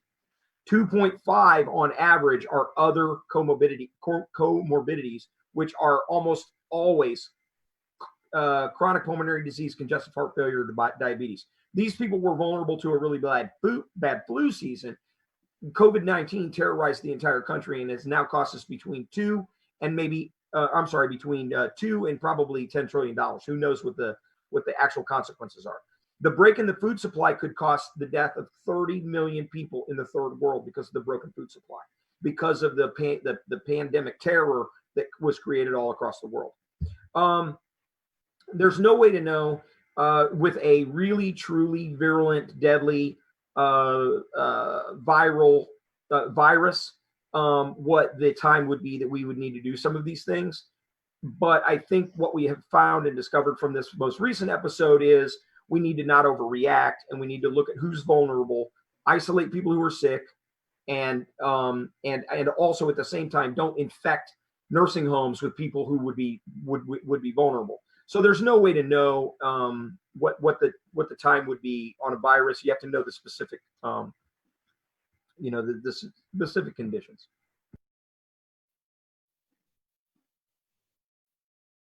Okay. Frank, who's next? Daniel, you're next. Great. So the first thing we got to do is get through the situation we're in right now, which means we need to reopen our economy as fast as possible and get this thing going. And the May jobs numbers were awesome. 2.5 million jobs added. I'm hoping that the June jobs numbers are 5 million, 3 million added. Because one thing that we do know is that every single point on the unemployment rate, where it's if it's 13%, every single increased point causes 30,000 more deaths per year. So if we overreact, as Tom I think has correctly pointed out, that we did overreact to this. If we overreact and we allow the employment rate to spike to say 15% over where it was before, you're looking at 450,000 deaths extra based on just the unemployment rate, because that's suicide, that's drug addiction, that's violence at home, that's all kinds of things that joblessness can cause. So it's really important that we balance economic factors and healthcare factors as we diagnose what went wrong this time and look forward to solving the problem next time.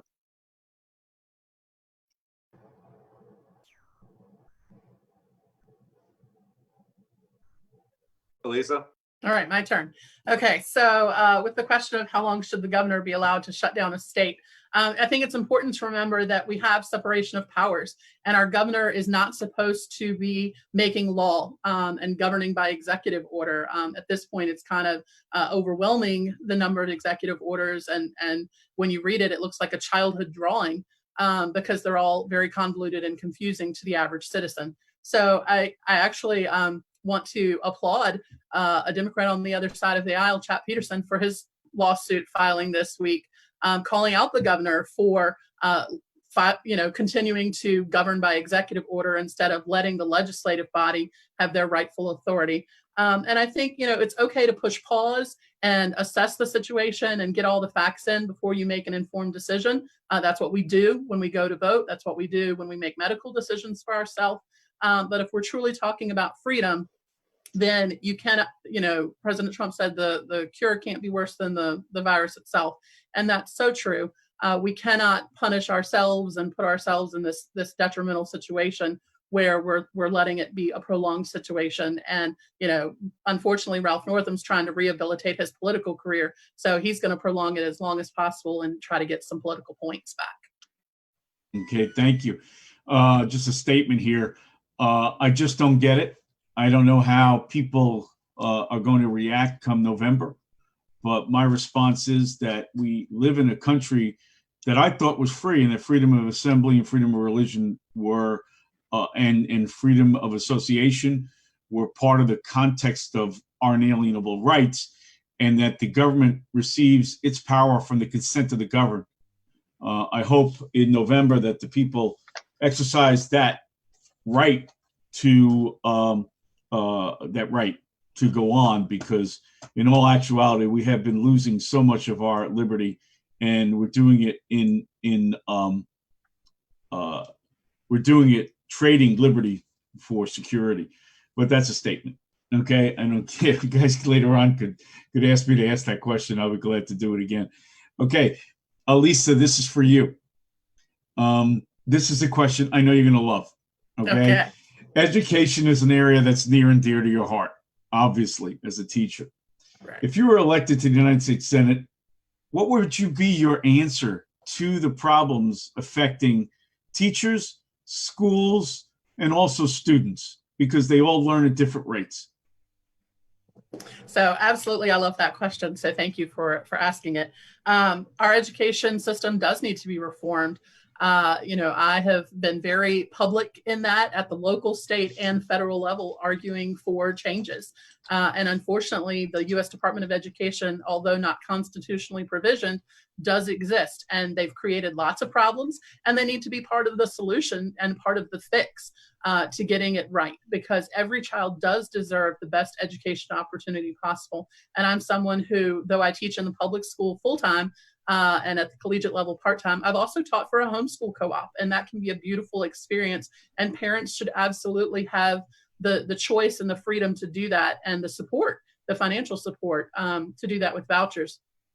I, as a teacher, am well aware that parents are the first teachers of our children. And so I take that privilege very seriously, to be an extension of the family as an educator in the classroom and do my job to educate, not to indoctrinate. And so the reforms need to include some infrastructure changes. And I think returning the authority back to the state level, because it's not constitutionally provisioned, is a step in the right direction. And with that, the funding that taxpayers have paid in the name of public education can stay in the local communities and better serve the student population and increase teacher pay, for that matter. But we do have to be honest that all schools are not created equal. From one end of the county to the other, we see differences. Brick and mortar structures are falling apart, and people will talk about standardized curriculum and assessment, but it's far more complicated than that. And it's very obvious to me that those who can teach and those who cannot have been passing laws about teaching for the last many years in DC. So we've got to make that change, and choosing a political outsider with expertise in education is the way to go. Thank you, Elisa. Very good. Thank you. Okay, this is going to go, the follow-up is going to go to Daniel. It's yours, Daniel. Well, Frank, I'm the child of two educators. My parents were public and private school teachers at this, when they were private, it was this private Christian school in North Dakota where I grew up. And then I got the education bug very early. And so when I had a chance, after I got blown up, when I had a chance, not in my plans, but when I had a chance to recreate myself, one of the things I wanted to do is go back and give into the next generation of military leaders. So that's why I went to West Point and taught there for 6 years. And now I'm a professor at American University, where I'm in my fourth semester. And it's a lot of fun. But what we need to do immediately, and as soon as possible, is we need to return educational decision-making to the lowest possible level: state, local, family.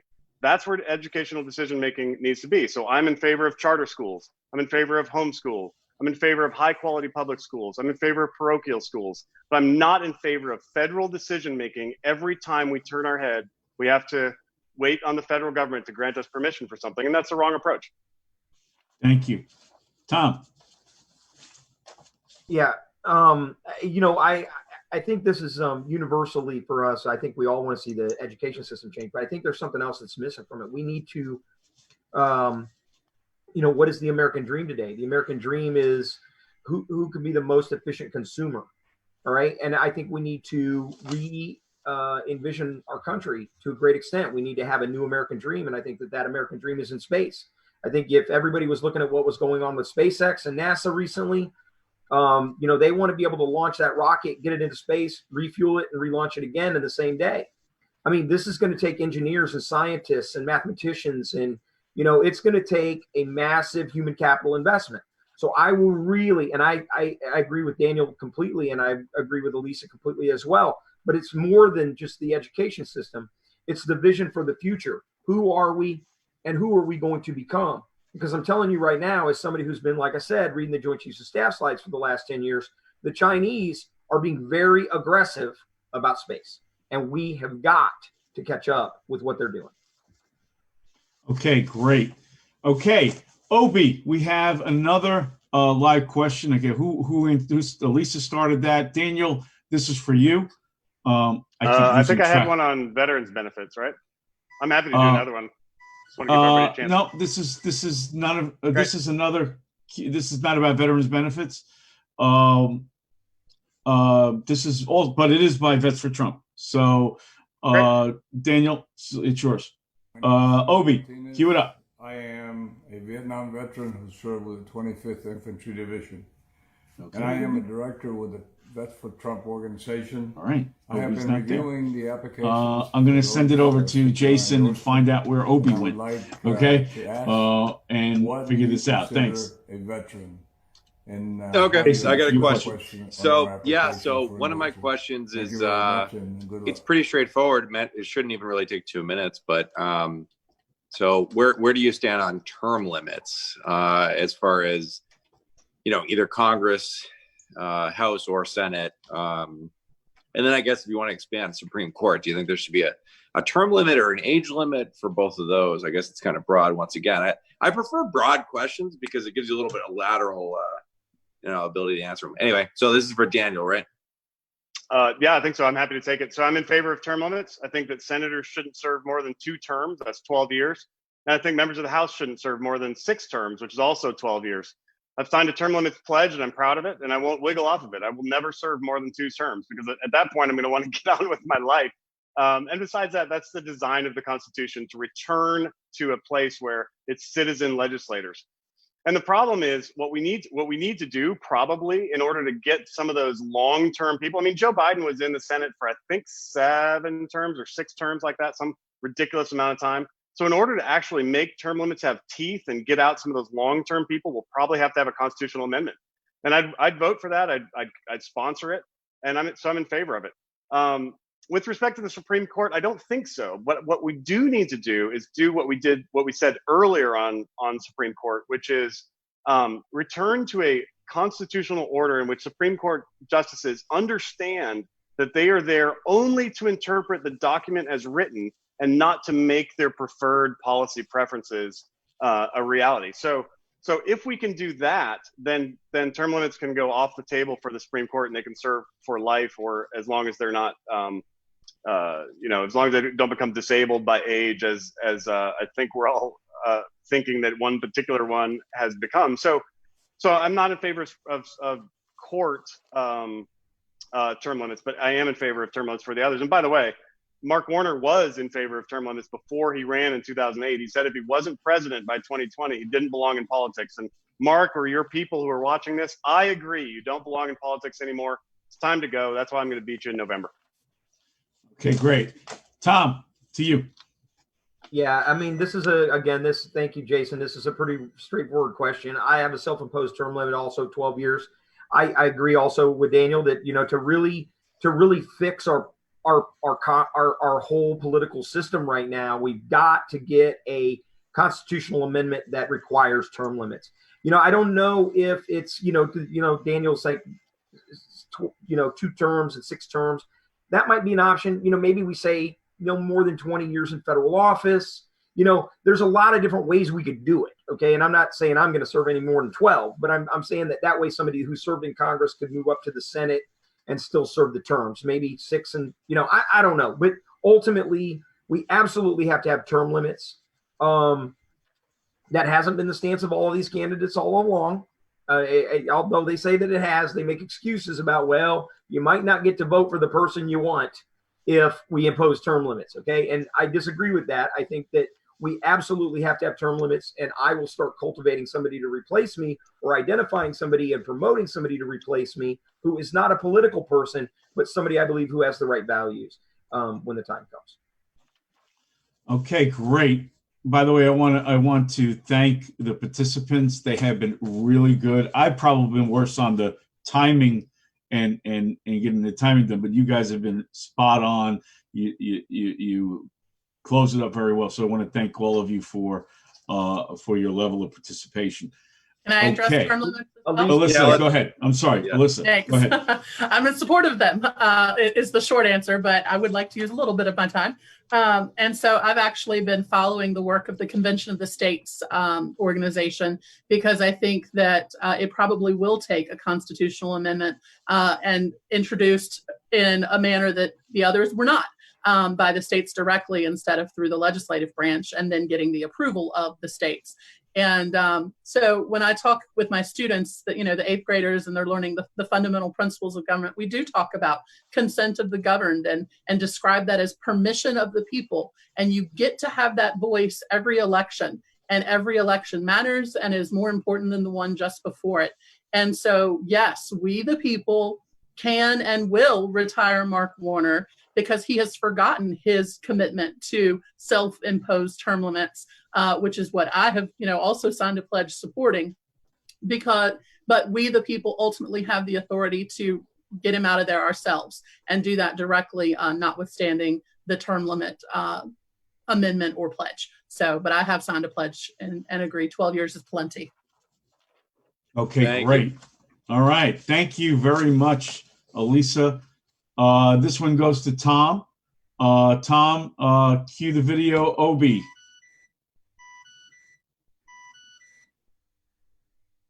can't hear it. Martinez. I am a Vietnam veteran who served with the 25th Infantry Division, and I am a director with the Vets for Trump organization. I have been reviewing the applications for those seeking our endorsement, and I would like to ask, what do you consider a veteran, and how you answer that question on our application for endorsement. Thank you very much, and good luck. Tom, I think the question was, how do you define a veteran, first of all, and how did you answer that question when you provided your application to the Vets for Trump? I don't have actually I do have it in front of me. I only have a couple minutes, but I can't imagine that I would have said anything just off the top of my head. I can't imagine that I would have said anything other than somebody who's, served in, military uniform, in some military service or another. Although at the same time, I do think that we have really elevated our first responders a lot. They're not veterans, technically military veterans, but many of them might be. But I also think of teachers as, I've kind of thrown veterans about teachers because they make huge sacrifices to raise our kids in school and teach them. But I mean, clearly the actual technical term would be, somebody who's served in military uniform. So, okay. Anything else? I can't remember the specific question, so I can only say all okay, who served in uniform. Thank you. Military, active duty military or reserves. Elisa, you. Well, since I'm not a veteran myself, I wasn't given the survey because I wouldn't qualify for the endorsement from veterans for a non-veteran. But I will say that I consider a veteran all those who have served our country in uniform, regardless of which branch of the armed services that they have chosen to show their patriotism and bravery and commitment to our freedom and the values that we hold dear. So that's how I define a veteran, and I am grateful for each and every one who has put on the uniform and made those sacrifices. Some gave all and all gave some, and I am eternally grateful for that. Thank you. Daniel, your turn. Well, Elisa, I'm proud of you for your work. You've conducted yourself in your whole life and in your campaign with honor and dignity, and so I'm just proud to be your friend. On the veteran question, it's funny. Actually, by the way, my dad served in the 199th Light Infantry Brigade right next to the 25th Infantry Division and talked about them all the time. He's passed on now. So it's defined in U.S. code. So I imagine I would have agreed with what was in U.S. code, which is somebody who served on active duty except for training. It's like this long definition. But what I would say is I'm open to the idea of redefining some kinds of veterans who got bad paper discharges as being veterans eligible for benefits, provided that the bad paper discharge can be plausibly linked to a service-connected condition like post-traumatic stress disorder. So a lot of kids were kicked out of the military on pretty shady grounds. And as we look back at it, we say, oh, clearly that person had PTSD, so we shouldn't have kicked them out like that. So I'm open to that idea of relooking how those veterans are classified. So bad paper discharges are something that is an interesting way of getting veterans the help they need through the VA. Thank you. Okay, thank you for that. Sometimes I don't get to see the questions in advance, so I apologize if it didn't come across as available for everybody. By the way, you guys are really, really great. Okay, so the next question is Jason. Jason, I'd like to ask you a question. Thank you. Okay. I don't know who this question is going to once again. It goes to Elisa. Okay. So this is more of a specific question. We kind of touched upon it earlier, but if the Virginia law holds up, this is a state question, but it's going to become a federal issue for sure in different states. If the statues are removed in these different states, what should be done with the statues, or should they be not removed? Or if they're removed, should they be destroyed or stored? Or like, how would you dispose of these statues? Whatever statues it is that they're trying to remove, it's broad in that sense. So. Great. I appreciate the question, and certainly very timely on the minds of all Virginians and Americans as they look to Virginia, the bellwether of the nation. I am personally opposed to the removal of statues and was saddened that the law was being changed to protect our war monuments, our war memorials, because that's what they are. People will say that it's a symbol for racism or oppression or some, similar thing. But the reality is, if we remove those symbols of history and try to erase the dark parts of our past, then we're going to forget. People will say, oh, you'll never forget. But if you look around this country today, we already see that we're not as united as we were after other crises. For example, right after 9/11, when everybody defined themselves as an American, not by their ethnicity, their religion, their creed, or socioeconomic status, all those arbitrary labels. And so if they are removed, and again, that's going against my personal preference, they absolutely need to be preserved by historic societies for their value to our history. Because if we don't have those symbols and we don't have places where we can learn from our past and learn from our mistakes, then we have no opportunity to move forward and be better as we move forward, knowing the complexities of our past. Because good people have messed up, and that's true for those who served and are honored with statues. I had 30 seconds left. I thought it said stop, so I'm going to keep going and say one final thought. If anything, I feel like we could increase the number of statues and monuments that are out there because we can pay tribute to other parts of our history and make sure that the full story is shared. I'm a history teacher and don't want to gloss over or whitewash history because I think then we really do set ourselves up and doom ourselves to repeat it. Lisa, I'm going to comment on what you said, Lisa. Those, it was said that those who did not read history are doomed to repeat it. Okay. Yes. And great quote.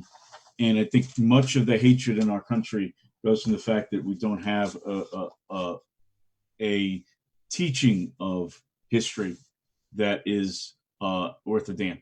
And that's my opinion. Go on, Daniel, you're next. And sorry to pontificate. No problem, Frank. So I don't think the monuments should be removed either. The state legislature has spoken. The governor signed it into law, and it looks like he's moving forward on that. Instead, what we ought to be doing is contextualizing. If we want to add context to show who Lee really was, including his betrayal of his United States, I think that's an important way to do that, and that's fine. If they remove the monuments, if they succeed in this effort to remove the monuments, I hope that they'll be put in some place where they'll be protected and be used for the historical teaching that they can be used for. I can imagine them being totally appropriate in a Confederate cemetery, for example, or on a battlefield that represents the actual movements of the armies. We can see Chancellorsville or someplace like that. There's a number of places where they'd be totally appropriate. So I just hope that they're not, if they throw them in the trash, melt them down, that would be an absurd thing to do. And I hope they don't do that. Thank you very much. Tom. Yeah, this is interesting because I absolutely disagree also with the removal of the statues, but I disagree with them for a very different, maybe not a different reason, but I have a different understanding of it. I'm reading a book right now called The Secret State, and it's about a Polish army officer that he's in Poland when the Nazis basically take over, and they try to they basically tried to Germanize the entire region. And in doing so, to accomplish that, they tried to erase the Polish culture. And this, I believe, this whole thing is actually part of the philosophy of erasing history that is uncomfortable, to erase the heritage of the people there. So it's not just about taking down statues. It's about trying to erase the history which actually is an assault on the heritage of the people. Civil wars are horrific things that should never occur. And I believe if we try and minimize the historical references, we will forget how chaotic and how bloody and how horrific that Civil War was. And so I don't want them removed at all, ever. And I would fight against that tooth and nail to do that. Okay, thank you very much. There's 2 questions left, mine and I'm going to ask the veteran question, and this actually comes from Joshua Macias, who is from Virginia and one of the directors of the Vets for Trump. He asks, with the PPP underway, how can you see your region helping veterans through a PPP? And this one goes to Tom. Sorry, what was the question again? With the PPP underway, how can you see your region helping veterans through a PPP? The payroll protection. Payroll protection. Oh, you're talking about the money to the businesses. The care stuff, the response to COVID-19. Yes. Well, I'm going to tell you, I think that this entire thing was a travesty. I think it shouldn't have happened. I think that this is basically the government's just printing money. I don't think it should be happening at all. I really don't. But as I've said before, I think it's important to understand that if you're going to shut down the economy, you have to infuse the economy with resources. If you don't, then you will decimate the economy. So we're basically exchanging a debt for the stabilization or for life support for the economy. We're kind of keeping everybody alive. So vets in particular should, have the same access that they would normally have to the resources that everybody else has. I don't think of any particular benefit that they should get other than being, I'm assuming that active duty, they're still serving on active duty, and vets are citizens, so they would get the same benefit that any other citizen would get. And I don't like the whole concept of it at all, honestly. I think it's a terrible idea. They shouldn't have shut the economy down. It should have never happened. And we've imposed a terrible, terrible consequence on our children and our grandchildren as a result of it. It should never have happened. Okay, thank you. Daniel, 1 minute follow-up. Yeah, I won't take the whole time. Yes, veteran service of disabled veteran-owned small businesses should certainly be eligible for PPP. Other kinds of businesses that are owned and operated and the employees are veterans should be, if not front of the line, at least in the line, considered for paycheck protection. So yes, I'm in favor of veterans being eligible for PPP, of course. Yield back. Okay, great. Elisa. Yes, absolutely. The protection, again, it comes back to what I was saying before, that the money that's appropriated and where it's being allocated are not always aligned. And so veterans who qualify because they're veteran-owned businesses or majority veteran employees absolutely should be given the opportunity to apply for and receive those benefits as any other American citizen can and should.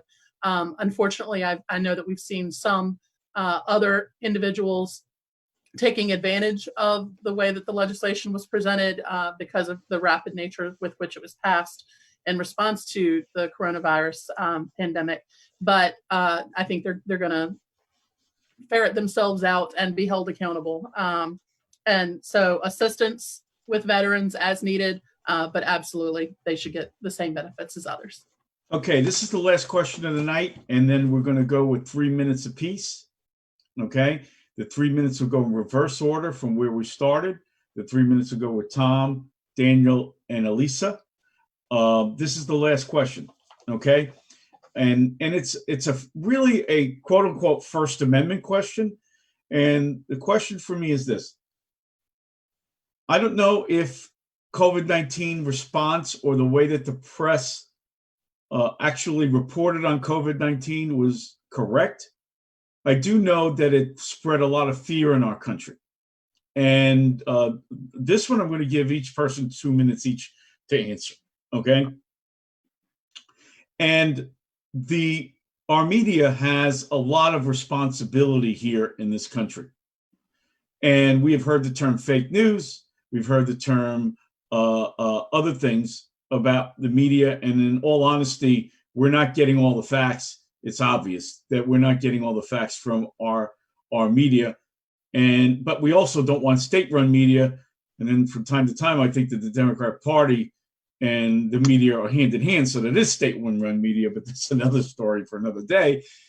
The question I have for you is, we don't want to infringe on the First Amendment on this by limiting freedom of speech, but what can be done to ensure that our media is getting the information correctly to people and not causing sheer panic as they did with COVID-19? And this one, I'm going to start with Daniel. And as I said, everyone has 2 minutes on this question, so give it your best.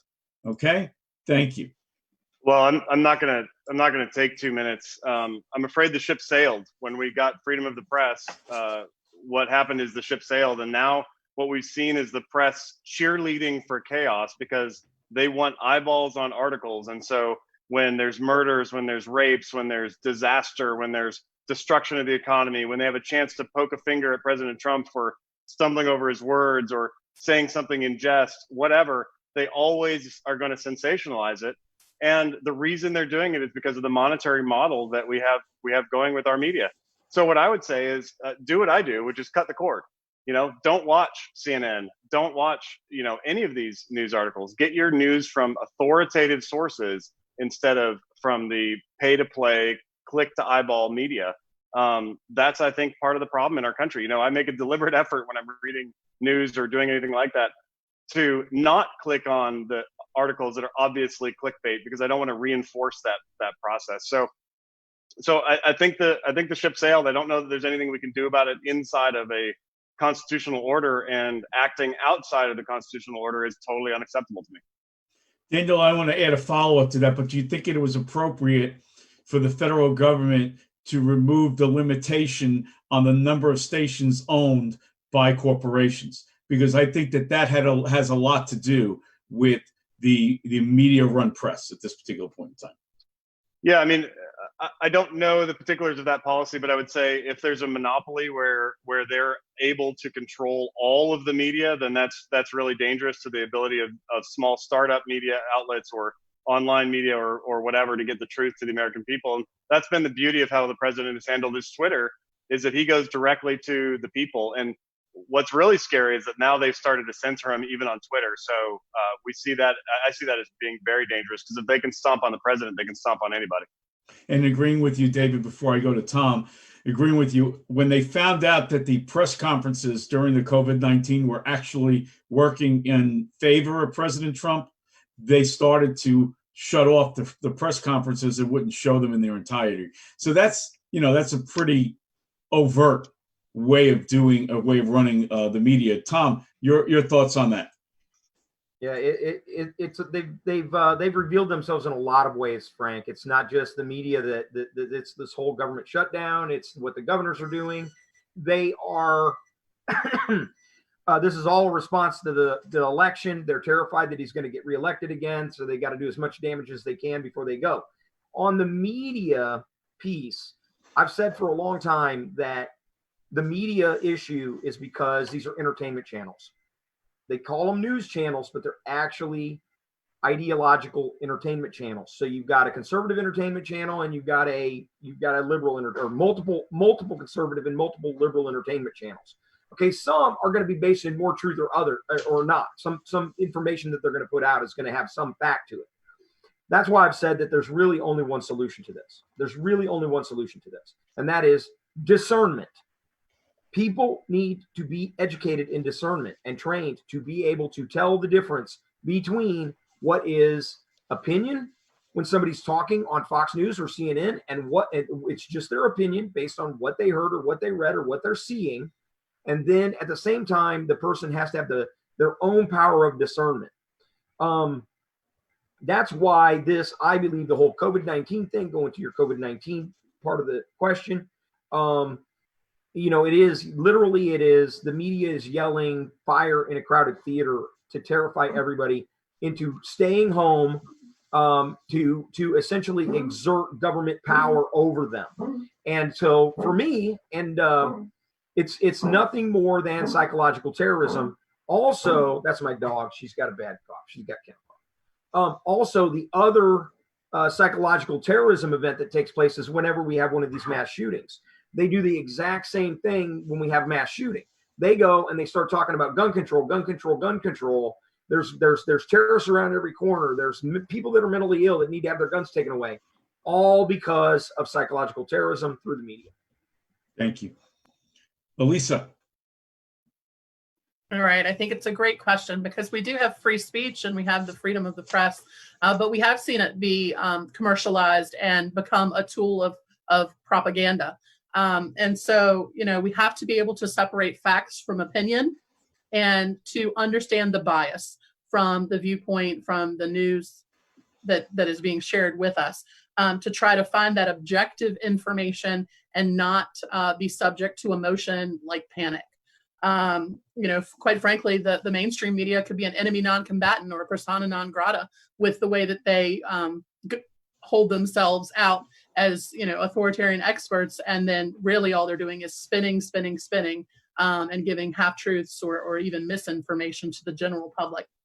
And so I actually do a whole unit of teaching on propaganda techniques and, the glittering generalities and the appeal to the emotion.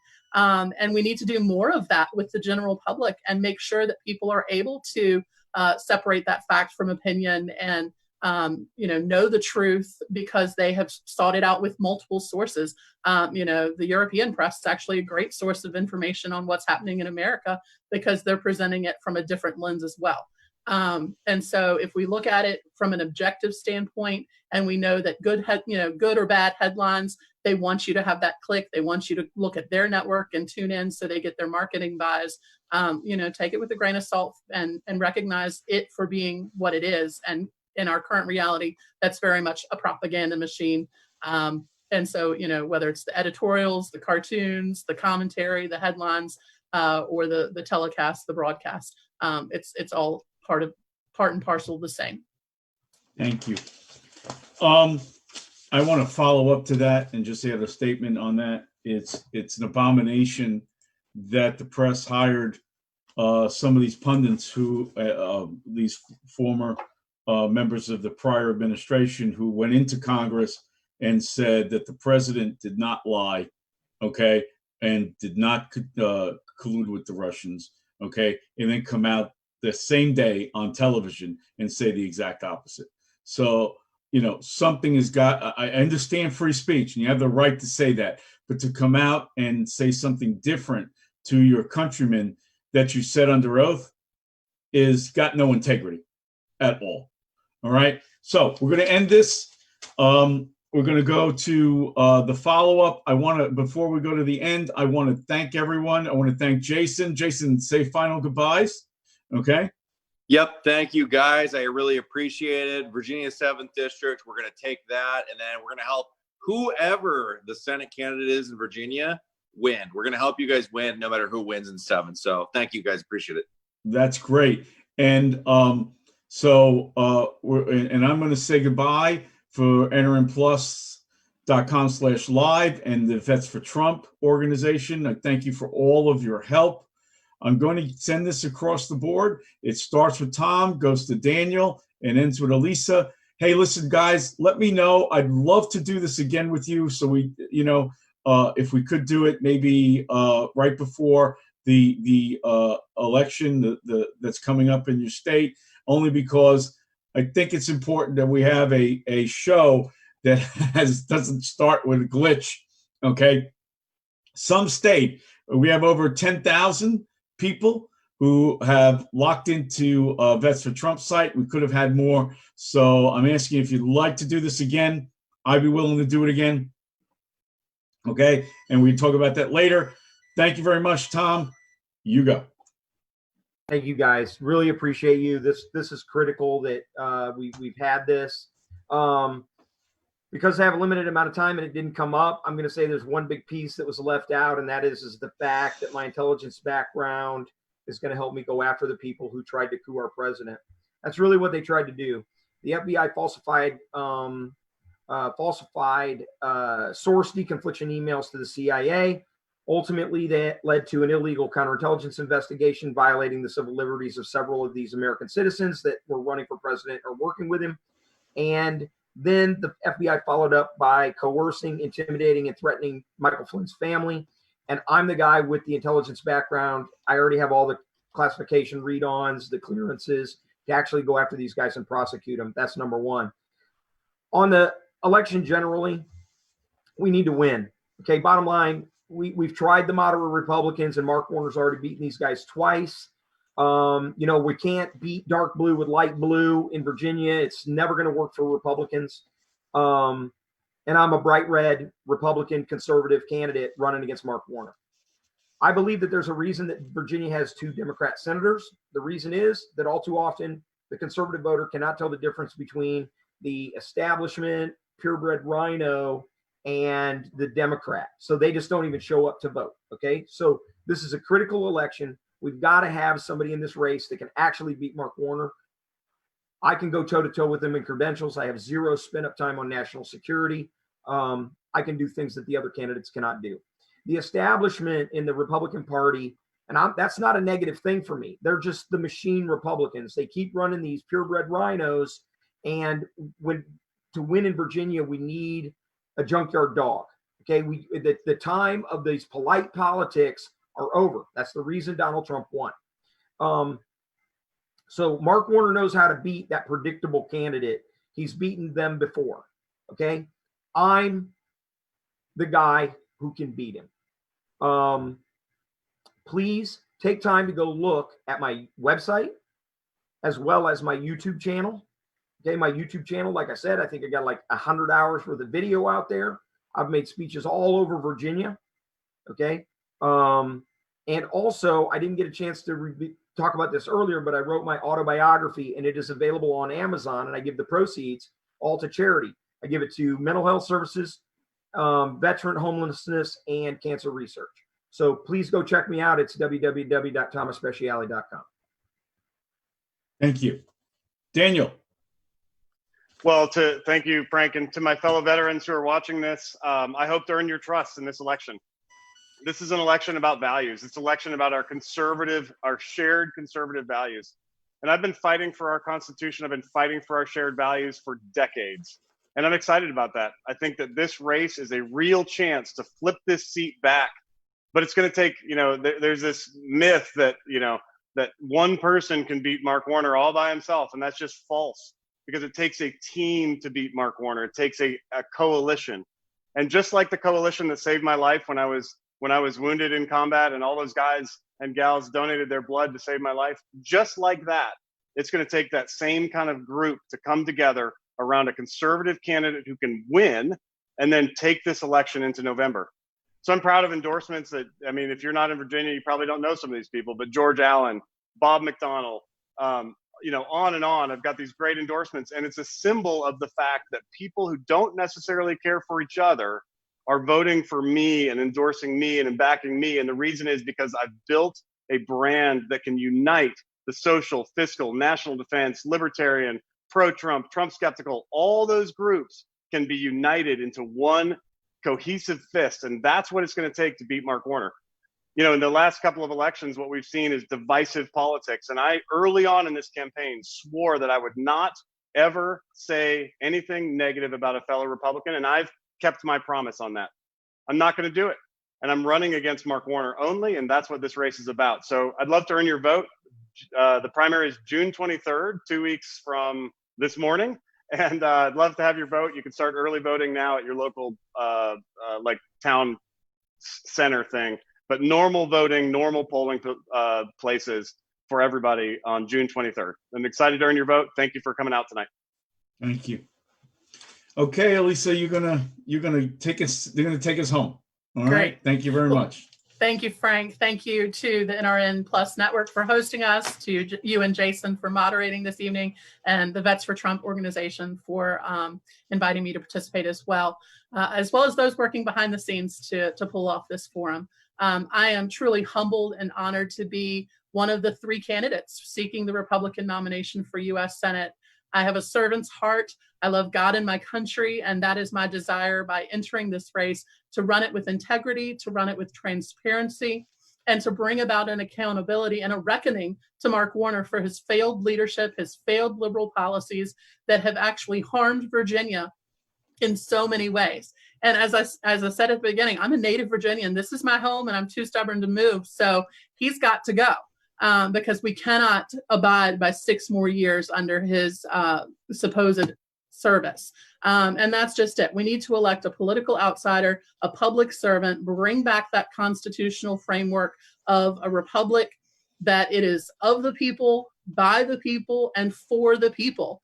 It may say Baldwin on the ballot, but it is truly there as a placeholder for we, the people of this great Commonwealth, that have conservative values and uphold our constitutional principles and want to drain the swamp, to support President Trump, to stand for constitutional values and principles, to stand on integrity. Who better to do that than a civics teacher who knows the Constitution, who can connect with people, because that's what I do as a teacher. I bring people together to solve common problems, real problems that real people face. And I think that we can, have that civil discourse and do so in a way that brings about even better solutions than one party may or may not come up with.